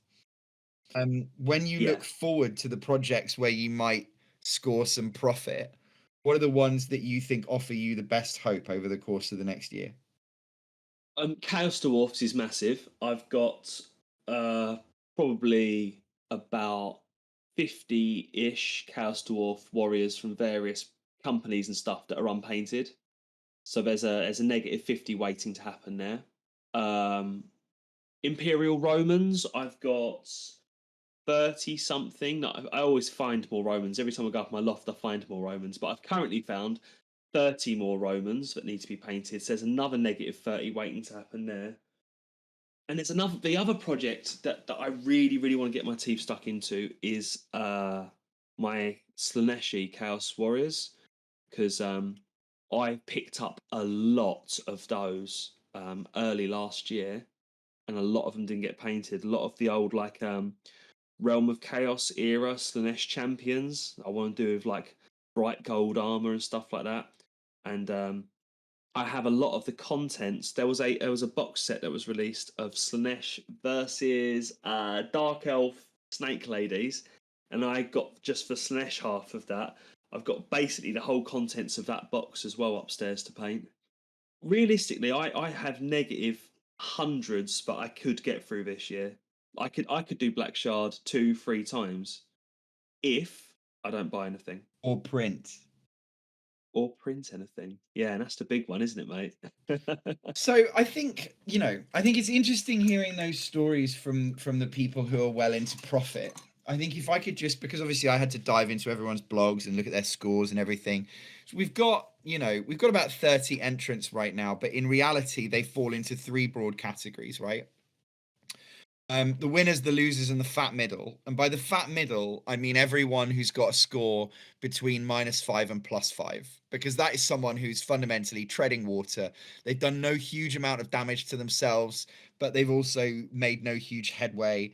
And there are, half a dozen or more people in that category who are on anywhere from between -5 and 3. And most of those people, they've been painting, but they haven't stepped up or changed the way they paint to do something that is fundamentally like batch or contrast heavy or intentionally thought about how they're going to do it. In many cases, they just had a quiet hobby month, which I think is perfectly reasonable. But the people on that list, people like Best Ron, Jack Swift, Roll for Wounds, Antonor, Jasko, Zanko, Evil Fuzzy Doom, really great blogs with really interesting stuff posted on there. But I think in some cases, these are people who are just going to use it as a fun way of measuring what they've done. And I think that's a legitimate thing to do. There is also a 4th category that I'll just pause for a minute, which is people who started a blog with the best of intentions at the end of last year, but haven't posted anything, maybe because they haven't painted something, maybe just because they've been distracted. And that's people like Space, Freak Show, Lord of Us, Kalak, Anzu, and Vince. And if you're one of those people, lads, just nut it out. Do you know what I mean? Just settle in, right? Give us an update, first of all. But secondly, make sure that you're thinking, how am I going to finish something? When am I going to get my first point on the board? Because in my experience, getting your first point on the board is very addictive. Now, that said, you'll notice I wasn't in the loser category. So I wasn't in the winner category. And I wasn't in the fat middle. And the reason I wasn't in the fat middle is because I was one of this month's losers. In fact, I was the 2nd biggest loser this month with a score of +27, which is pretty big. If I could just give you a list of the other losers: Grask +10, Chubb +12, Flagellant +19, me +27, and then Baz +51. Now we'll talk about Baz. We will talk about Baz. But before that, let me just talk about myself for a minute. So I started the month really nicely with 12 Infernal Guard Fireglaves for a nice +12 as part of one of the regiments for the first ever tabletop army that I'm going to be fielding when we go to Chaos Dwarfs offline. And that's the first army list I made in 20 years and all that kind of stuff. So I've been trying to make my way through those. But then I got stuck and I got bogged down in Chaos Dwarf Warriors because I tried to combine 4 or 5 different suppliers, all of whom have totally different non-batch paintable levels of like metal involved, and not very much fabric that can be easily done with contrast paint and stuff like that. And so I had to figure out a paint scheme like 3 or 4 times over, and it was quite demotivating. So I lost track. I had a lot of work to do, and I didn't have a lot of hobby time. And then suddenly on the 26th, it was my birthday. And this birthday put me in the absolute hospital, because I went from -12 to +27 overnight, thanks to a regiment of classic classic night goblins and a bunch of 15mm tanks. Now I've got the airbrush with which I intend to smash out those tanks, which should be pretty easy to do, but I've had to ring the alarm. I've put the Chaos Dwarf Warrior Regiment on pause, and I've shifted gears to do 50 Night Goblins. I've got another 40 more, and I'm just going to speed paint them. I'm just going to literally black primer, basic base coats, a wash, a dry brush for some depth, and then base them up and call it done. And hopefully that's going to get me, into the black properly, but I still feel like I'm a month behind. So who knows? Maybe I won't be a proper challenger until midway through the year. Still, you've got the plan, mate. It was literally a birthday. It was an act of generosity that's pushed you under there. You were right on track there, and you got a plan to get out of the hole. Night Goblin's going to be your friend. Airbrushing those tanks is going to be your friend. You'll be all right. I think the thing that I found most interesting about it, though, is like, I felt that I'd taken a big break from buying stuff, and I feel like that break was really easy to do and quite comfortable. And I do think that psychological shift, because again, if you guys haven't seen my blogs are just lists of everything that I bought for the 2 years where I didn't have a hobby space. And I've got about 2,500 miniatures in total if you add it all up, including about 800 goblins. And, I've got probably 60 more miniatures Zenithal primed sitting next to me in a box right now, various Hobgoblins, various 40k stuff, etc. So I'm in a pretty good position to just get it on. But the real question is whether I can do the right stuff to make the army lists work by the time I've got the tabletop games scheduled. I think in the meantime, the good thing about keeping track of it, and if you're not doing bit batchy, I really recommend it, is it just changes the psychology with which you get your wallet out, and you just don't do it anymore. Because you think about the fact that this is just going to have to be added to the pile, and the pile is the thing that we all agree to forget exists when we're having fun buying miniatures, Yeah. So that brings us to you, Chits. I want to hear. Tell me the ballad of Baz. So Baz painted more miniatures than Reaver this month. Baz painted 44 miniatures, and Reaver painted 40, and Reaver is top. But Baz got 90 miniatures this month, and is on plus 51 as a result. His blog is a thing of beauty. I've sent half the forum to look at it already, but ideally we'll put something in the video for people who are enjoying this on YouTube. Baz has done some fantastic stuff. He's got a lot of comic book miniatures. So he did a lot of X-Men in really bright color schemes. He did a lot of really impressive scenery that was looking pretty good. But then this classic thing, right? He saw 43 Dogs of War and Empire mixed crossbowmen going cheap, and he just could not resist the temptation to buy them, even though they were going to need to be stripped and completely reworked. So he went straight from -5 to plus 43 with those 2 regiments. Then he added some trolls. Then I think, I don't know if anyone else knows about this, but have you heard about the Walking Dead miniatures game? Does anyone on the podcast know about that? Yeah, I know about So it. it's being discontinued, or the range, which I think was manufactured by Mantic, is being discontinued because the TV show's over, we can all go home.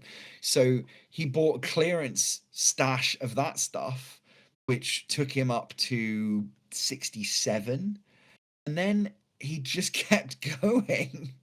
He bought a bunch of Batman stuff, which is plus 19, and then he just started painting like scenery and cars and all sorts of stuff. Clone troopers. He did a really impressive job with a lot of it. These are really good paint jobs. So in a month or two's time, he could easily be challenging for the top spot if he just digs himself out of this hole by like March.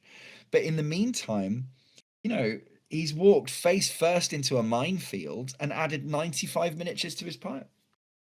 It is amazing, isn't it? I Absolutely think amazing. he is now the main character of Bat-G.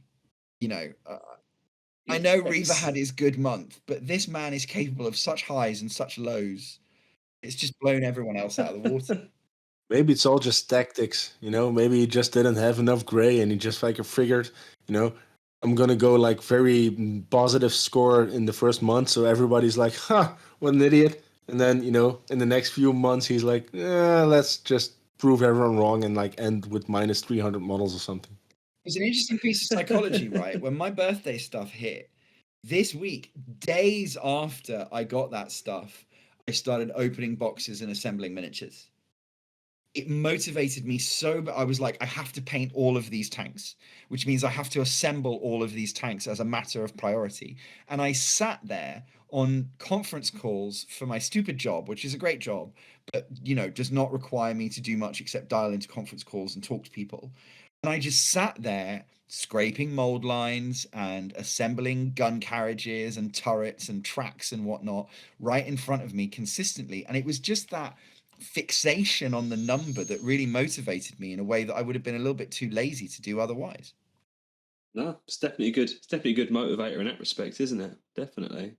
I think that's the fun thing about it. And what I'm hoping that we're all going to get out of this for the rest of the year, basically, is just a reason to hold ourselves to account, have a bit of banter about the stuff that we enjoy, but a reason to assemble stuff and a reason to open old boxes and things that are gathering dust and say, actually, it's about damn time, because I routinely forget that these miniatures exist and I need to show them the love that will merit the money that I spent on them, Yeah, absolutely. A nice way of thinking about Bat-G success as well, I have found, is thinking about how many days in a month, how many days in a year. If you paint a miniature a day, which you're not going to do, are you? But if you paint a miniature a day, you'd absolutely smash Bat-G. Like you'd be in such a good position getting Black Shard. So quite a few times when I was trying to gauge how I was getting on, I was simply looking at the dates and thinking, how have I got on now? Oh, it's the 20th, and I've only painted 15 so far. Do you know what I mean? That sort of thing. I found that was quite a nice way of keeping track of it, really. So I'm thinking if I can just kind of keep up with the dates, I'll do really well. I mean, that's how I usually count my stuff. For example, if you say I painting one model a day for 40 days, that sounds like a lot, but on the other hand, painting one unit of 40 in a month, that's very doable. Yeah. So, I mean, that's the whole reason why I shared the count I did of where I want to like my planning for this year, and it's like very loosely. I think I counted about 280 models totally painted, and that's the only reason I did it like very. I mean, that's relatively low to what I know what I can paint, because I also a bit of time to do the hobby competitions. I think that's a very good approach if you really want to if you can manage to stay as productive the entire year. Looking at dates is a fairly good way to keep track of how you're doing. The biggest issue is being consistent every month. I think that's one of the reasons. And it's the nature of different projects as well. Some projects are just going to yield such quick results, and other projects are going to yield such slow results. I mean, I'm looking at the model I've got in front of me that I've put together for the golden hat. I'm not going to give too much away, but it was a big project to build, and it's a large model to paint. That is going to be a really, really slow -1 I'm going to get out of this model. You know what I mean? Well, yeah. But again, if you average it out, 41 models in 40 days is still not that hard, even if it's one big model. No, so, not at all. I mean, relatively speaking, I think if you can paint one model every 2 days, that's still a very good score. Everybody would be proud to end with -150 or whatever if they don't buy anything. Absolutely. I mean, quite frankly, compared to every other year that I've been in this hobby, and I've not really had much of a break from the hobby. I've basically been consistently in the hobby since I was 10 years old. I don't think I would have ever have ended on negative score in my life. I agree. Yeah. So, you know, even if someone gets -1, even 0, in my opinion, that is a positive. When I say get 0, I don't mean somebody that didn't buy anything and didn't paint anything, because that means they're probably not actually engaging in the hobby. I mean 0 as in they've bought 100 miniatures and they've painted 100 miniatures. I still think that is a real success. Oh, absolutely. I mean, let's be reasonable. How many of us are actually going to paint 200 models more than they buy in a whole year? If many of us do this year, that's going to be for one reason and one reason only. That's because we all want the same thing. That's that shiny black shard medal. But in any other given situation, none of us does that, you know? Never. No.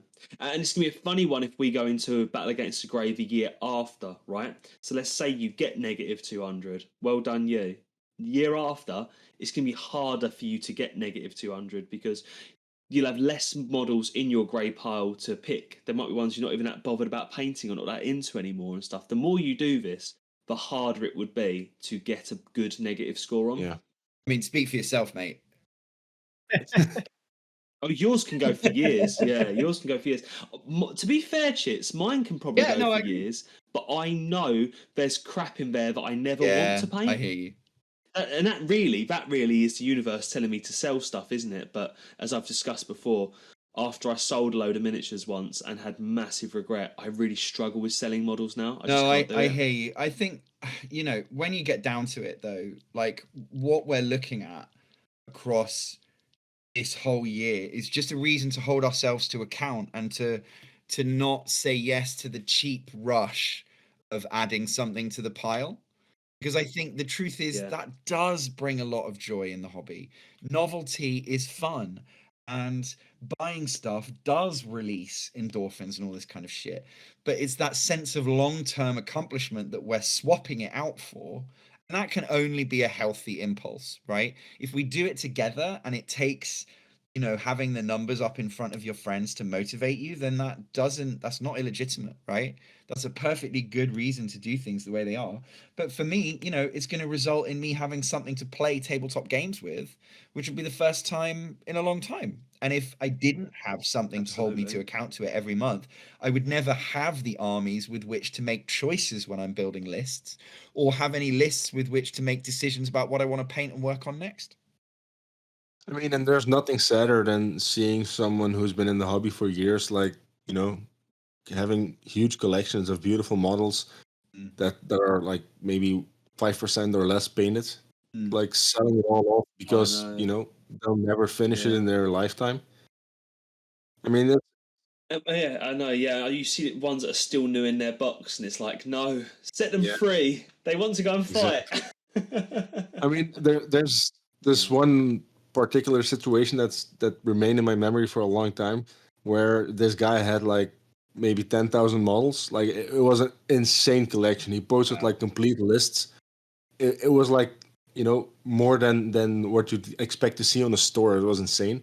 And he was like just had this heartbroken post about just not being able to paint it and feeling really sad about that. So we came up with a deal with some professional painter where they split up the whole collection. You know, one half goes to the painter as payment, and the other half is painted and returned to the owner. And he like painted. He got like 5,000 painted models in. Well, it was an insane amount of time. It was pretty quickly painted. You know, professional studio, and it was like, I mean, that's one of the more positive versions of that. Usually, it's just like, you know, I sell all of it and I miss it all and I want a bag and stuff like that. So, if this is a way to like contain that phenomena in the future for a few of us, I mean, that's a good thing, isn't it? Yeah, it is. Yeah, I think it's just huge having a community backing too. I mean, just from myself as an example, you know, I committed to the 2021 Bat G in, you know, sometime in 2020. And I look at I went back through that thread. I was like, I had a good January in 2022.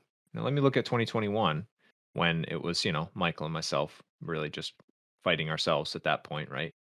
And I was like scrolling. I was like, hold on, it took me like April to get below -20. And that was not because of purchases. That was just like that's just how many models I painted in the first 4 months of the year. And I eclipsed that in like 2 weeks. So it really just like when you have all these people who are, engaged with it, doing the hobby hangouts, uh, obviously the league table and actually showing numbers on the screen, brings more swiftness to painting. But it just really helps, I think, bring that all together, and everybody kind of seems to be more engaged with it. And I mean, purely the number of blogs we added this year is evidence enough. But I think it's just good community spirit that comes along for the ride with it. I definitely think a lot of people, like I said earlier, they saw that everyone was doing it and they thought I should do it too. But I don't think that came out of a sense of like inclusion. I actually think that came out of a sense of I've always meant to do something like that. Now that I'm seeing other people doing it and taking it seriously and taking a moment to lay down a marker, because all these blogs were empty in December because they had to be empty because that was the whole point. But it was about intent. It was about making a public statement in a public place to hold yourself to account. And I think that if we can keep that culture going by making a graph or 3 graphs probably next month and just ripping the piss out of everyone who fucks up, and listen, let me lead that. I'll fail to get an award next year as well. I think as well, you talking about doing the multiple graphs is going to be a very, very interesting thing to do as well, because it will be interesting to see who is the winner of the battle against the grey. But then it will be interesting to see, is the winner of the battle against the grey the most productive Yeah. hobbyist? Because, we're talking about Baz there. He is doing amazing things with productivity, but hasn't done amazing things in battling against the grey, So it'd be a very interesting one to see. Yeah, all That those was different my factors. absolute inspiration to start, because it is going to triple the amount of work. But since everyone's going to be posting all 3 numbers all the time, it will still be easy. I think that the distinction there is whether people change their behavior, whether everyone's birthday is the same kind of apocalyptic situation, or whether, everyone has bad months, or whether we learn from each other and we realize, okay, I've got to switch tactics now because I've noticed from this person or that person that this is a pit that you can really fall into. The one thing I would say in Baz's defense, not that he needs defending, because obviously do what you want, enjoy what you want, but like fundamentally, the time that I would excuse it for myself is when the miniature is rare or difficult to find. You can't, if I saw, as happened last week, but I didn't bid on because the price is too high, if I saw the remaining Hobgoblin Wolf Rider sculpts that I need to finish my collection forever, then I would probably go to +10 for that, because that's a different conversation.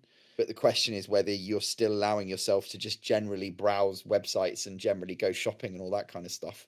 And I think for some people, that's what's going to happen. I mean, at some point, I think it was Zod. He jokingly offered me a big part of his Skaven army,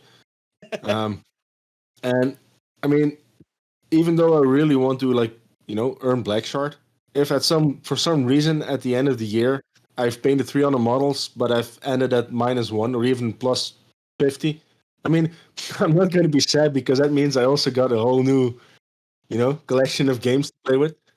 Absolutely, yeah. Define winning. You might not have won that competition, but you would have done very well as a hobbyist and a collector Exactly, of models. and it's more of a case where I want to paint more than I get, but if that doesn't happen, I mean, that's not a big reason for me to deny. I'm not going to look for it, but if it falls on my lap, eh. Yeah, I think it'll be really fun to discuss this at the end of the year, and I'm we might bring it up and podcast through the year, but it won't be kind of this level of kickoff, right? But it'll be really interesting to see the wrap up at the end. And like Chitz, you mentioned the birthday thing. It might be interesting if we could get our participants to drop a tag on the graph through the year of birthday events and see if we have that might be a fun little thing to Yes. tag. But it just in general, I think the December will be a fun time to see what people do and how they react, and myself included. Like if I'm sitting at negative 280, do I buy 80 miniatures in December? That's what I fully intend to. As soon as I hit that spot of minus 200, I mean, I'm going to like just print paint. Yeah, I think I might be similar to you, Michael. Once I know that I have won, not winning as in winning the competition, but won against the grey, I'll be much more Well, forgiving and to how myself. But you know what'll happen to me? You know my luck. I'll get to negative 200. I'll print 100 skeletons, and then all my fingers will snap again. I guess there's how much cushion is enough over that 200 to protect from Secret Santa nuking. Yeah. Oh, Secret Santa, yeah, absolutely. Although a Secret Santa would normally be a painted model. Yeah, but there's That's- things that it's come like along for the painted ride, so you gotta be careful. You just send one painted emissary and then just throw in a box of like 40 skeletons just for kicks. I am holding item The ultimate fuck you. for 3 people who are all winning right now. The only person who I'm not holding a full miniature for right now on this call is Michael. I Yes. have Cow and what are they called? Caradron is for Reaver and Camdrin, and I think you guys, correct me if I'm wrong, Reaver, you guys were planning to split that stuff when I get a chance to send it to you. And then I'm holding a bunch of stuff for Jack. Not like a huge amount of it, but just 5 or 6 things. You're holding stuff for me, some of aren't you, the Slanesh Jack? warriors. I think so. Yeah, you'll probably have to remind me exactly what they are, but I think I have got some. Might remind you on like December 28th. Oh no, I have got some bits for you, but mate, they were purchased last They were, year. but The money went out of your account last year. I don't think that counts for this year, mate. They were literally, but they count as being in your current pile of shame. They're just in your pile of shame in a cupboard in my dining room. I'm gonna appeal to this podcast as evidence in Bat G court. Yeah, I'm a card charge deadline. That's how I counted last year, so I have to stick with it this year. That's Otherwise, I got to fix stuff from last year. That's really interesting. Yeah, that's it. Because I sent you some models, Reaver, but I sent them. You got them in January, but the receipt very clearly said they were sent. There you go. So it doesn't count.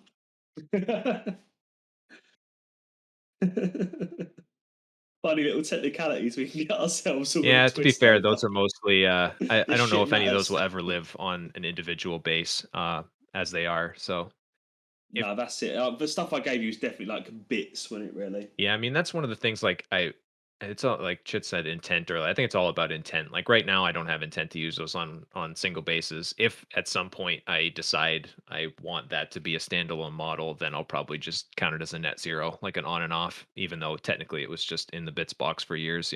That happens. Kind of how I reconcile a lot of it. Yeah. I don't know, mate. For those ones specifically, I wouldn't count them at all because, like I say, they were Right. sent in Yeah. December. Like there's other instances where So I would. But if there's something else, if something from your bits box turned into a model, then yeah, I think net zero that. But if it's a model you've already got and you've added some bits from the bits box to it, that still just counts as the one model. It's still -1 in my opinion. But like we said before, people are kind of holding themselves to their own standard on this. Really, it is as long as they're being consistent with themselves. We're having a bit of fun with battling against each other, but really we're not battling against each other. Really, we are battling against a grey. That's the most important thing. I guess, that's the end of the story for the first month. We'll see everyone back here. Yeah, God knows when absolutely. you're listening to this. Thank God for the editors. Hopefully it will be in a decent amount of time. But we'll see everyone next month for the February scores. Yeah, all being well, which I think is about time for us to kind of wrap up, isn't it, gentlemen? So, as always, I will end the podcast by saying the place you need to be is the Chaos Dwarfs online forum. It's the heart of our website. It's where you can get engaged in the battle against the grey. There's nothing stopping you joining battle against the grey now if you're a newcomer. There's nothing stopping you at all. You can even backdate what you've already done in January if you want. And it's a place to get involved in the competitions. All of us are in the middle of a golden hat painting competition right now, and there'll be further competitions coming up. And it's a place where you can engage with all the fantastic stuff and fantastic people we keep talking about. As well as that, we are on Instagram, we are on Facebook, and we are on Discord as well. So there's lots and lots of places that you can come and get involved in the Chaos Dwarf online community. That's about time, though. So I will say good night from me and good night from everyone else. See you later. See you, Thanks for everyone. listening. Ta-da.